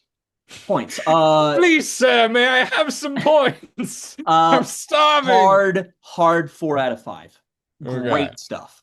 All right. So our last segment is on the Wes Craven film My Soul to Take. Wes Craven's penultimate film right before Scream 4, which was the last thing they made before his passing. And My Soul to Take is kind of an enigma A bit. because Wes Craven has always had his more underground success movies, Vampire in Brooklyn, stuff like that. Red Eye. Yeah, I Red agree. Eye, stuff that people like, but stuff that isn't on the upper echelon of changing everything we know about horror movies as like Nightmare on Elm Street and Scream was. and like Last House on the Left even is, I consider that underrated because it came out at around the same time and it's not as gratuitous as I Spit on Your Grave, but to me Last Yeah. House on the Left is just as important of a movie Oh, for for the cultural, to represent the cultural shifts that were happening at the time in the genre filmmaking. But anyway, My Soul to Take is just kind of a movie that I've never heard anybody talking about, despite what its reputation could be as like a, I don't know. Here's my thing. My in with thinking that this movie would be interesting to talk about is that we're around so many people who love specifically this period of 2000s horror. We are Yeah. friends with so many people who would dick ride so hard for Rob Zombie's Halloween 2. And not that there's nothing to admire with that movie. I haven't seen it since I was a teenager. I don't know how I feel about that movie nowadays. But anyway, stuff that as it was coming out initially was treated as kind of like Garbo. obviously gauche and obviously garbage, right? Yeah. And Rob Zombie and the other remakes that spawned out of Rob Zombie's remake of Halloween is kind of a negative marker on studio horror history of the 2000s. But let me just turn it to you. Why My Soul to Take, and why now, other than you were gonna do it before and then I accidentally mentioned it by name, which I went back and watched that segment. That was so goddamn funny of me. It was. It really was. Honestly, it was just kind of a curio. I've been hearing a bit, like, again, there is a specific crowd that kind of champions movies like this, and this movie itself, it does have kind of that vulgar auteurist following that say that it is an underrated gem and whatnot. And I just remember seeing trailers for this. Like it was marketed really heavily. I remember seeing trailers for this all the time. Like I remember the shot of Max Theriot and like the mirror in the bathroom and stuff. And I was just like, I want to know like what was Wes Craven's kind of last hurrah when it came to original horror? Because again, after this, he had to kind of pivot back into Scream 4 because this was a bit of a bomb, and we had to go back to the Scream well in order to get things going again. And Scream 4 is a movie that is a bit wheel spinny to me. It's kind of a movie that feels like it was made a little bit out of obligation rather than passion, but I don't really technically know. So I'm just saying the impression that it gives is one that is a little bit less and knowing the production of the Scream movies is so troubled as it is, it felt like something that it Some feels things never wrong to me. changed. What? Some things never changed. Difficult productions for Scream movies. Who'd have thunk it? But I kind of wanted to see like what was the last true blue effort from the guy like at this point. And like again, original horror this big is just kind of rare. It kind of feels like this is the last kind of movie of this 2000s era. I mean, capping it off right at 2010. After this, we are definitively seeing the post-Scream wave of horror. We're getting The Conjuring, we're getting Hereditary, we're getting It Follows, The Babadook, all of that stuff. So it feels like the kind of, not the Hello Dolly necessarily, but just kind of the movie that signaled that this kind of stuff isn't gonna be big again until it gets its revival, which is curiously kind of happening right now because this is the tail end of this trend and we're kind of reviving the beginning of where it starts. So, and I guess, I mean, like, I heard people compare it to other Craven things. So I was like, what even is this? Like, what is the story? What is the setup? What is the horror? Is there a monster? Any of that. And so I watched it. This movie is so fucking weird. Yeah. I This did movie has not. a, here's the thing, is that this movie has a Riverdale bent to it I'm so fucking glad you said it so I didn't where have to. we're okay. This is Riverdale's Nightmare on Elm Street, Yeah, right? yeah, yeah, yeah. Because the whole premise of this movie is that this family man went crazy one day, killed a bunch of people, and then got gunned down, and seven children were born on the day that this massacre occurred and on the day that he died. And there's a local legend that has developed that they all share his personality traits, which I don't know why, because there's not really any A supernatural reason. Really? blanketing at the beginning of the movie. I don't know why this became the local legend, I guess I should say, other than it just being kind of a rumor that catches A on. spooky thing for kids to tell around the campfire and scare each other, and it just Yeah, kind of, it's a scary story that like these seven kids who died on the day of this horrible thing are like cursed forever. But the thing is that the movie kind of runs with the idea that that would be a really fucked up thing to happen to you. yeah, And so these seven kids are our protagonists. They are yes, an ensemble cast of characters, and they are like local celebrities now. yeah, Uh, where more or where less.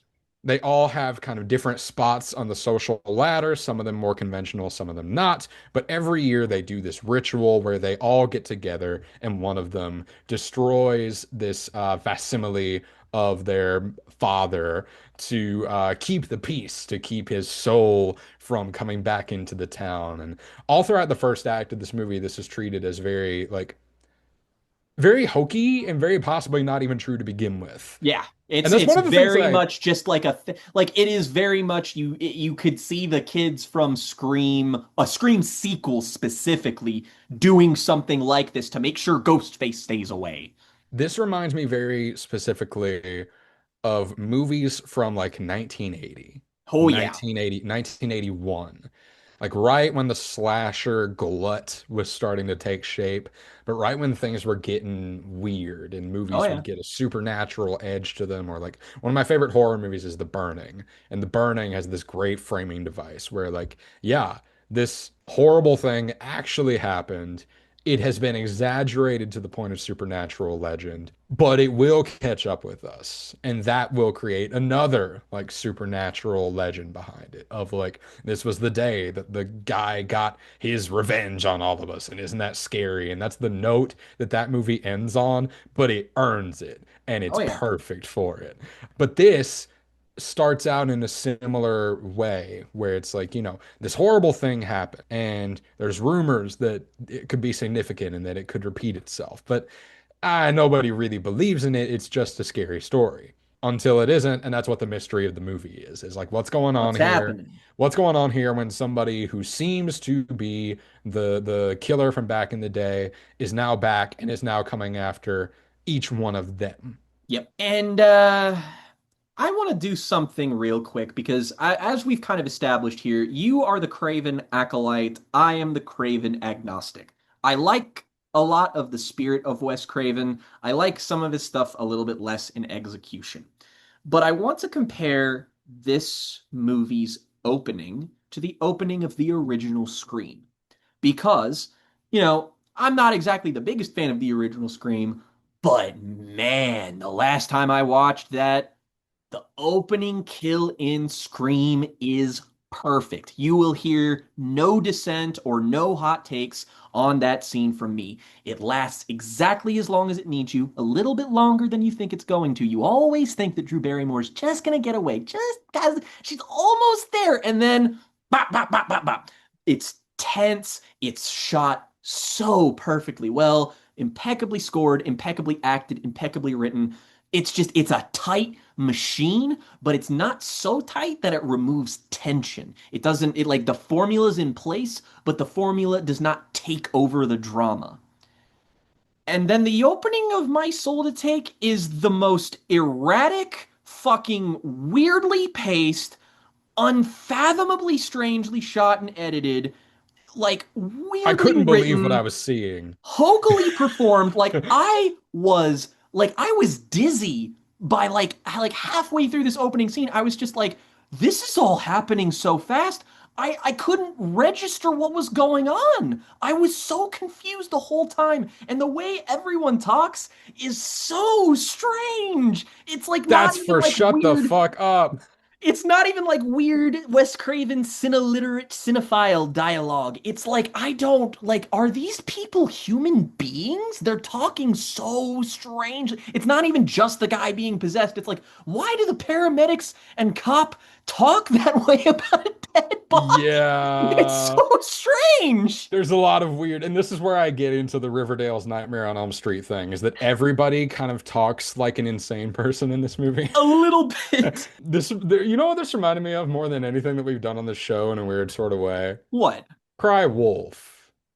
Rhiannon It's said exactly the same thing. it's got this Yes. weird sense of tonality to all of its dialogue, but to the point where it's so inconsistent because you think that Danai Gurira's character is going to be like the voice of reason when she shows up and looks at the camera and says, "Do you know the Haitians believed that people with multiple personalities instead Oh, have multiple souls inside of them?"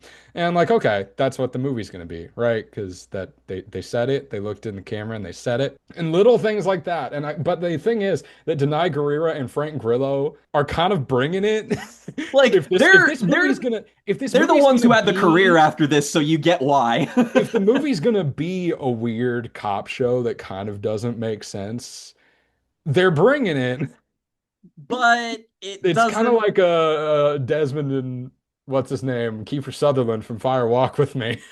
But it just like you think it might be that, but what it actually is the story of Max Theriot's character. Max Theriot being a name probably the people listening to this haven't heard in a while because he hasn't done anything, but notable for playing Norman Bates's adopted question mark brother in Bates Hotel, the show. I don't remember. Brother, adopted brother, whatever the fuck. He is a good actor for the record. I think that whenever he shows up in something, I think he does good work. And I don't think that here, but it's not his fault because I don't think there are many working actors who can sell the weird way in which this dialogue is all quirky and like it's really trying to have personality, but it's so try hard that I'm just kind of like mystified at what it's doing. You know? It's I am also very mystified by what this movie is doing. And I think the thing that pushed me over the edge with not being able to really get my hand around what this movie is at all was the direction around the killer himself, where with what all of is this going on. supernatural window dressing, he really does just look like a normal dude who's really big, who And talks he way too just much. runs at the camera and like that's it. That's it. Like the first kill in this movie that isn't the opening is that guy walking along the bridge. And that's like the scene that they teased in the trailers. And it's just a flat shot of the dude running towards the camera. And then it just kind of cuts to him being stabbed and then tossed over the bridge. And I'm like, okay. And every kill is more or less like that. But man, the gulf in between kills in this movie, like I swear to God, there are like two actual locations in this movie. Well, I mean, there's really like five, but there's two of them that last like 45 minutes each. And one of them is just the journey of them going to school one day and this one day in school.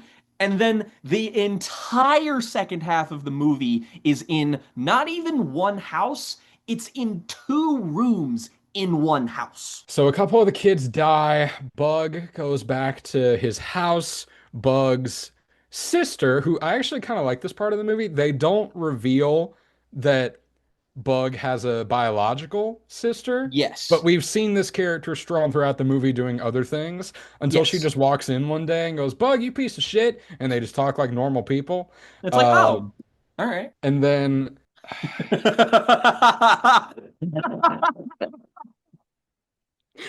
so you The find school, out that the fucking school project scene, bro. I was dying. I school was project fucking scene? What the the fuck are you fucking talking about? scene where Max Theriot dresses like a fucking bird in the middle Oh of his yeah. Oh class. yes. Yes. But that part also reminded me of like an early 80s movie where they do this like insane prank that no one would put this much effort into. But God because this no. movie takes place in some weird unreality, we have this giant condor puppet flying around the room, screaming in people's faces, and everybody is just like, "Bug, you're a piece of shit."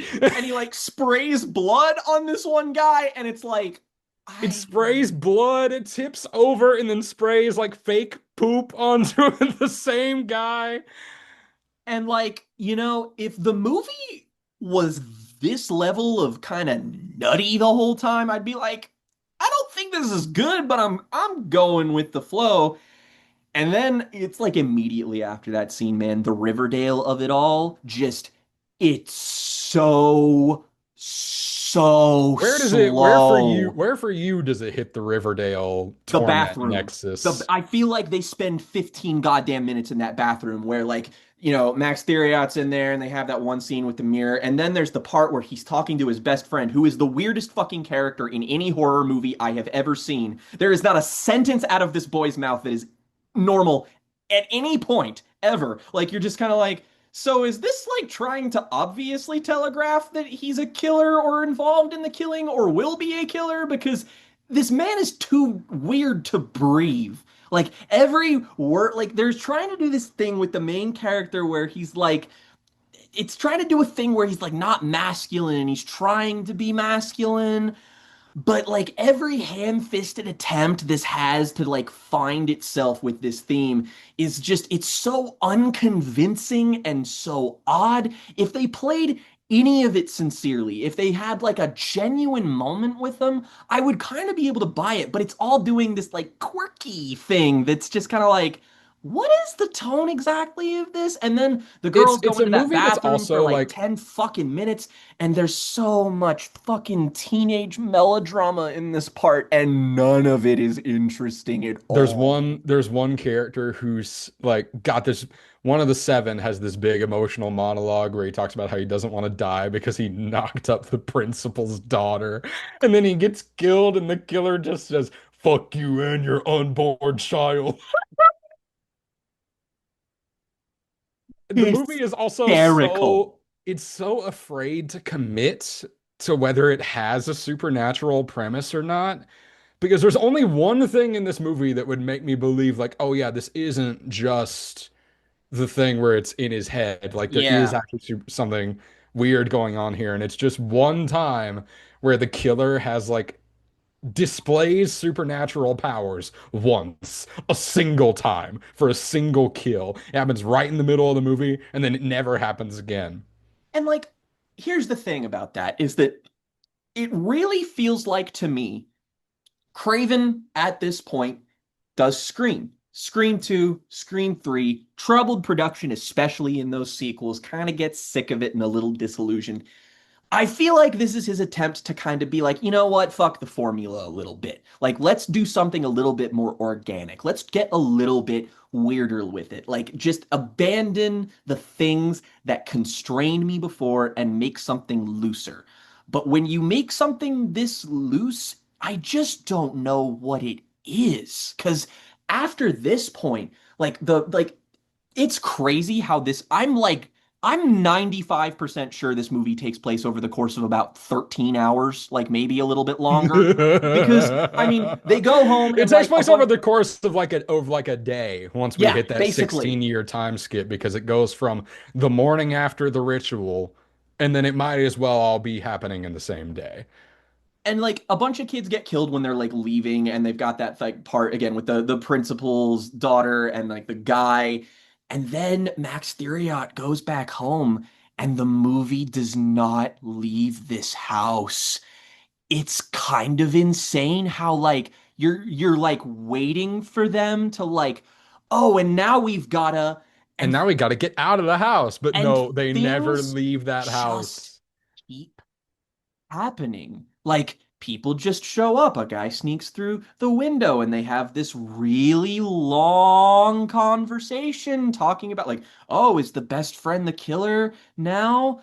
No. And then he like goes and does another thing and then some reveals happen and then he comes back and now he's talking to his friend again and oh no, the killer is his friend, but it also isn't his friend because it's possessing him because the thing is the killer can kind of possess the seven kids that that were born on the day, like the myth says, but he kind of Well, hops around. it's the rumor that one of them has his evil soul and the rest of them just Yes. have like normal personality traits that they inherited from him, which doesn't make sense Yeah. because we spend no time with that character to really get the setup and payoff there. Like you could do like don't get me wrong, there are ideas here that I feel like would be bare minimum very interesting if they were explored, like the idea of the serial killer being able to hop between bodies trying to kill people, like what you need to do is you need to not have his goal be to kill the other seven. You need it to be to kill who fucking ever so that him hopping around in these bodies is like an advantageous thing for him, like a plot mechanic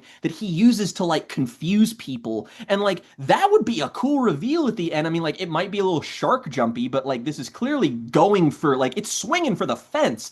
But like this is the thing. Swinging for the fence is cool, but you also like you struck out a little bit because this all like everything that I'm saying right now, it is backloaded into like the last 5 minutes of the movie. Like I'm so serious. It's like at the tail ass end, and you're kind of like, so all of those little supernatural like bits of like him having those ticks that maybe related him to the killer and stuff. It's just like what what is I don't really know what that was supposed to amount to. Really? What was the story about?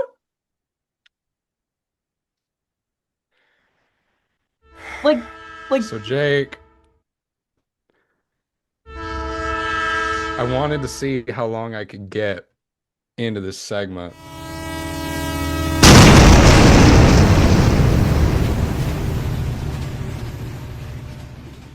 Before I tell you that I kind of like this movie. I knew it. I fucking knew this was coming. A part of me, like deep in my soul, knew that this would happen. I tried to fight it, man. I saw that clunky third act with the like, is it or isn't it supernatural? Maybe it is, maybe it isn't. Not all the details 100% make sense, but when I get what the point of the movie is trying to do, I kind of see the vision and I kind of fuck with it. Okay, here's. Because let me tell you, I'm okay, just curious. Please explain to me because here's my take on this movie. I don't fucking know why anything in this movie happens or what it's supposed to mean. This is all nonsense to me. Complete nonsense. I've been looking at the Wikipedia plot summary the whole time during this, and it frankly does not help communicate any of what I'm about to say. So let me just do my best to explain it. What I like about this movie is, or what I like about Bug's character arc, I should say, is that they're walking this kind of tightrope between not just is he the killer and is he not, but is the movie supernatural somehow, Right. and is it not? Because you get to the end of the movie where it's revealed that one of the kids, Alex, has been conspiring to frame Bug for the new murders because Bug is actually the son of the killer guy Right. and has DID, like the other characters seem to know this. Alex definitely knows this because he tries to use that to convince him that he's the killer. And then Bug rejects that notion, disappears into his own psychosis, and says, actually, no, screw you. Turns on Alex, and then Alex ends up being the killer. Whether it's supernatural or not, I don't necessarily think is the point, even though it definitely is supernatural. There's no way that it isn't because there's just enough sprinkled in there. But there's something about, I don't know, man. Something about me just sees the little emo kid in this movie get one over on these preps and that be the point of the movie and be what the movie is. And sometimes you just gotta hand it to him. And when you get to the end and he's like, actually, I'm really sad that I killed my friend, but I promise I'm gonna try to be the best that I can be to honor his legacy and whatnot. I'm just like, you know what? I'm with it. This is kind of doing something for me. This movie kind of has a thematic arc that works, despite how brazen a lot of its character emotions have been. I see what the movie is trying to say about tragedy and about community structures in this moment where it actually manages to get its point across. I mean, There's something look, about the ending of this movie that really resonated with me. when half. when it's just this kid who is like, okay, obviously Bug is Wes Craven's own version of Norman Bates from Psycho. And it's him wanting to explore the character of Norman Bates and to be like, what if my Norman Bates was being told by everybody else from the jump that he was going to break bad, that he was going to kill a bunch of people, and what if he was just the fuck up in this little community of his, and what if he got one over on everybody and won the day, like like Norman Bates does in the sequels. Right. Yes.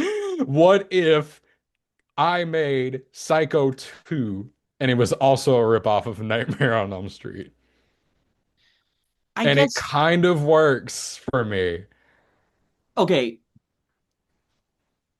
firstly, half of how you explain that ending was completely fucking lost on me. I did not know half of what happened because it's just not conveyed well. Like I think I've just embraced the ambiguity that the movie accidentally presents itself with by not laying the supernatural stuff on too thick. Where even at the end, as Alex is dying, as he's saying, like,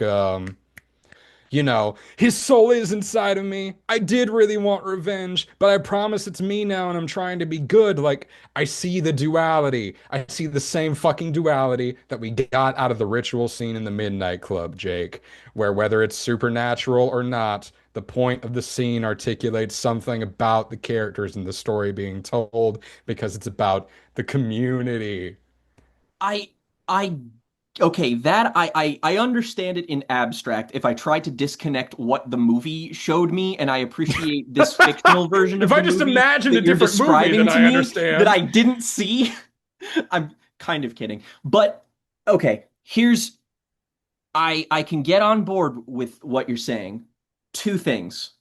Number one, this movie is piss ugly. It is digital slop. Like, I hate how this movie looks. I hate how it's color Yeah. corrected. I hate how it's shot. I hate how it's edited. On a technical level, I kind of think this thing is a top to bottom failure. Like, it is bare minimum levels of competent to hold together as a film that has a beginning, middle, and end. Beyond that, functionally, I get nothing. The horror presentation of this, like the killer, it's always like, oh, he's coming in from out of frame and he's a good big guy. And they're like, oh, he's coming right at the camp. Like, there's nothing about the horror in this that is remotely effective to me. And I guess that when you do the community thing, it's nice that he did that. You gotta make the community actually mean something because everyone in this movie is an unlikable asshat. Like, fuck this community. I hate every character. They're all assholes. Their entire personality is dogpiling this poor fucking kid, and he's just kind of like walking around like, oh, I don't know, and they're all Well, just that's like, kind of fuck why I you. like when he resolves at the end to just like be better. That's like See, that's the only option I've got left. if it played more, because like the movie that I compared this to in my head the most was actually like, to me this movie is like Final Destination if you crossed it with Donnie Darko, because the Donnie Darko thing is like the real, like, that's very much what the Yeah, movie yeah, is yeah, going for. definitely. And like, that's the thing in Donnie Darko, there, that is more or less like you can connect the dots with the Flanagan thing we just talked about, with the movie you just talked about, with that. It's like all of them kind of have this, but like there's a lot of people who were douchebags in fucking Donnie Darko. Donnie's kind of a fucking douchebag, but everybody's got humanity. Everybody's got interiority. Nobody in this fucking movie has interiority other than the main character. I Not a mean, that's not single true. fucking person. None I of them. s- I see humanity in Fang and her like jealousy of the whole situation. When she has that big monologue toward him at the end, it's like, yeah, it's an asshole revealing why she's an asshole. So she's gonna sound like an asshole. Yeah, but I think it I kind of mean, works. I guess, I mean, like, on a Like logical level, yes, but the like on an bar the emotional level, it's bar like the movie itself is so cold. Like, I don't like, I need a bit of warmth in this movie to actually, like, it's like looking at a fucking snuffed out candle and telling me, oh, look at the poor baby. And I'm like, I never saw the candle when it was lit, so I couldn't really appreciate the beauty of it being snuffed out. You got to give me some contrast here. You can't just tell me that, like, it is, that's my issue, is that Craven is great at showing and not telling. This movie is nothing but telling. Nothing but telling. It is the characters yelling at you what you're supposed to think and feel about their respective situations. You don't ever get the chance to organically feel these people's problems if they have any to begin with. It's like, just fucking kill all of them, I guess. Like it's just so like there's no organization to its components. Yeah, look, I'm not coming out as this movie's strongest defender or anything. I'm not saying I'm gonna give this 5 stars, but like there's enough here. I'm not gonna look at you and lie. I think there's enough here that I appreciate and that I think is interesting to talk about, that I think is interesting to think about. It's Like I think at the end I of the want to go day, with this is this. like the Craven delineation here of just like you, I feel like are much more willing to give yourself to the experience and engage with the ideas. I'm a little less prone to just because he's less my speed, but this is like it's literally like if Craven took all the things I like about Scream and then threw them in the garbage and then left me with all the things I didn't like. Yeah. I guess I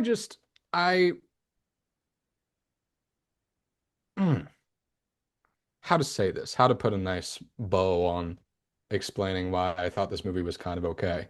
I really just do think I was a sucker for the way that by the time you get to the third act, the ambiguity of the supernatural stuff just kind of never resolves to the point where it becomes more about the characters. And then you have like that scene with Fang where she's, when she looks him in the eyes and says, because what did she say? I wrote it fucking down. Like your innocence is an insult to me. I was like, that was a bar. I gotta hand it to her. She's saying what's on her If somebody mind. said that to me and meant it, I would lay them fucking flat and crack their jaw. I'm not saying that I Fang know. is I'm just saying correct that if or somebody anything, but wanted like me to take when I that seriously, see I would tell them to go fuck themselves. when I see that that's what the construction of the character has been, I'm like, oh, I get it. Like I'm starting to get it. And it's I'll little things admit like I that that just see a little bit more clarity in this with your perspective. That like there is a bit more here. It just kind of illuminates why it doesn't work for me even more personally. yeah. I wish this movie was more fun with how mean it is to its more nefarious characters. Like when the Ripper is actually killing people, there's Yeah, I some mean decent it stuff there, but none of the kills really represent any kind of like comedic tone or dramatic irony. It's all vulgar like the rest stab. of the it's all Just kind vulgar of like the rest of the movie is. And sometimes that works for certain kills. Like I like the way that what's her name? Brittany dies just because it's so weird and so out of which one is nowhere. that? Shit, what happens to her? Is she the one that dies when they're out in the woods? I Yeah, think yeah, that's yeah. right. Yeah. Huh. I think Yeah. I have that. I think I have that correct. But bleh. Look, I'm not gonna be a perfect defender of this, but it's like the Walker Hayes thing. Like I can't look at You you and can't lie. lie. Yeah. I mean, like, what do you, what, like, this is a show about honesty. We can't fucking, like, and there I was just a like part of me where I was like, this is a wild card pick. let me put a pin on this. With Cry Wolf, I gave you an example of a movie that ends up kind of accidentally making me laugh Yes. in a lot of ways. But I don't know. For some reason, I just vibed a lot more with how mean this movie is. I just wish it would go a little bit further. Like if I could change everything about the direction of the kill scenes, don't get me wrong, I would.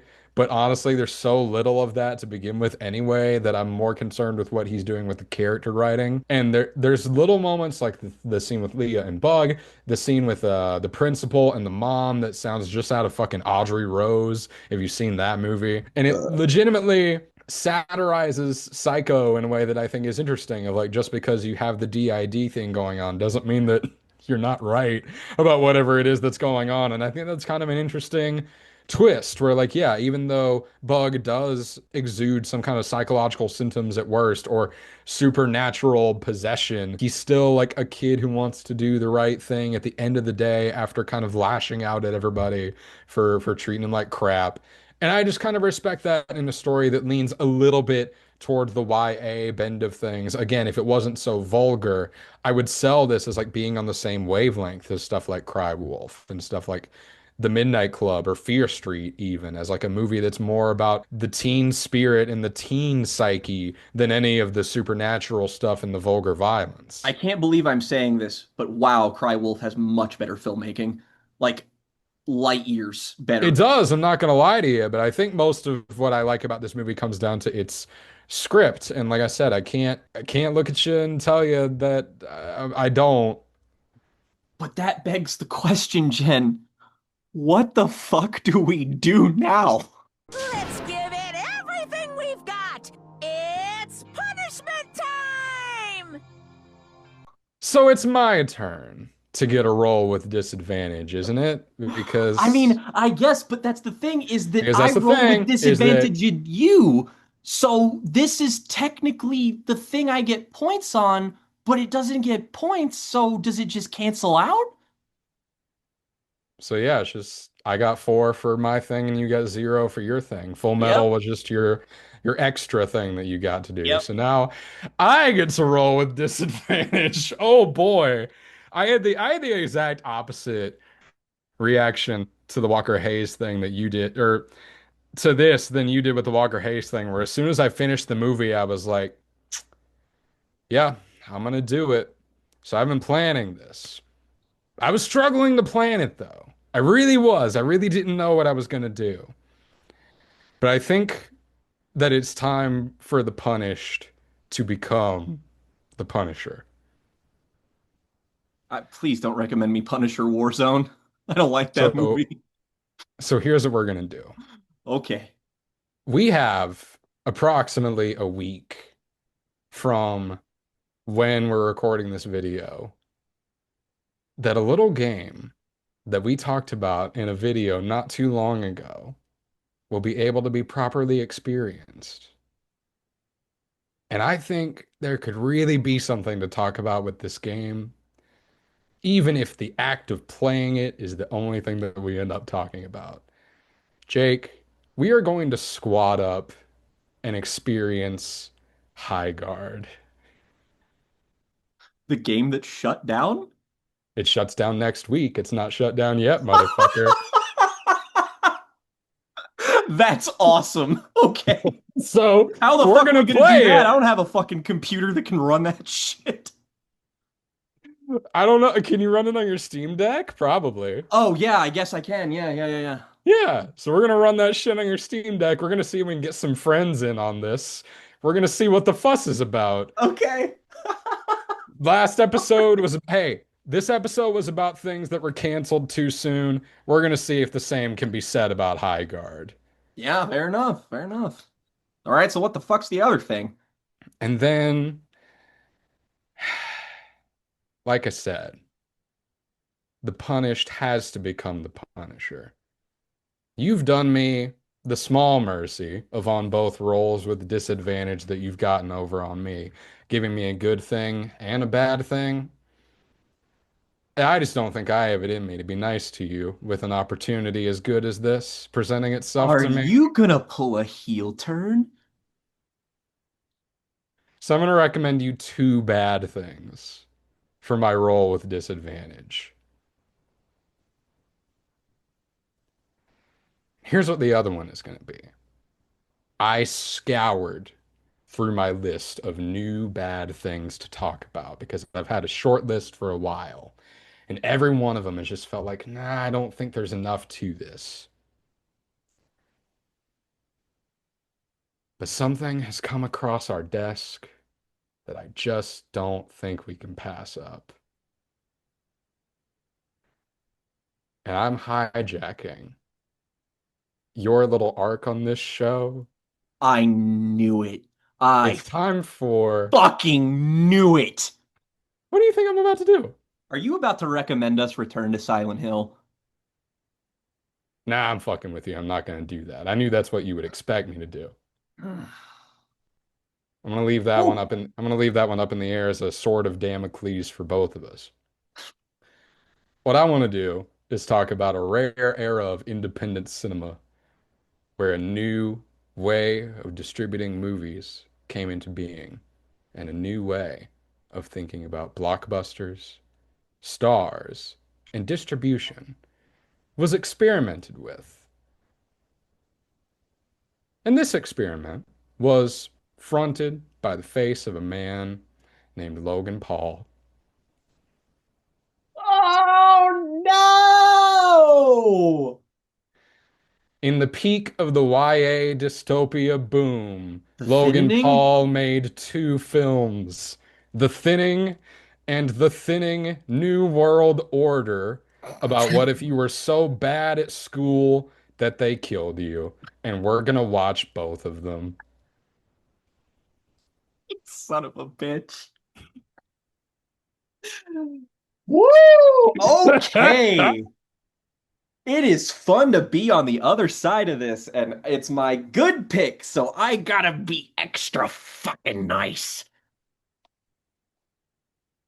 So, Jen, my recommendations to you, and a lot of the good ones, have been about taking you somewhere. Places very specific.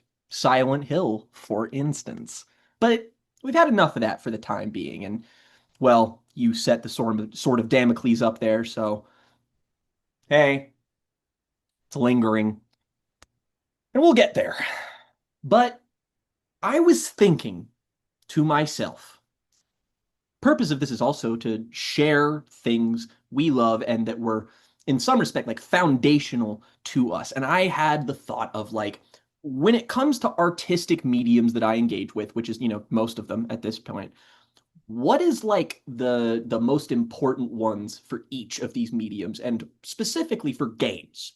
What were the games that I played that really finally flipped the switch in my teenage brain to go from gotta play the fun video game to get the dopamine hit and not do my homework to this is art.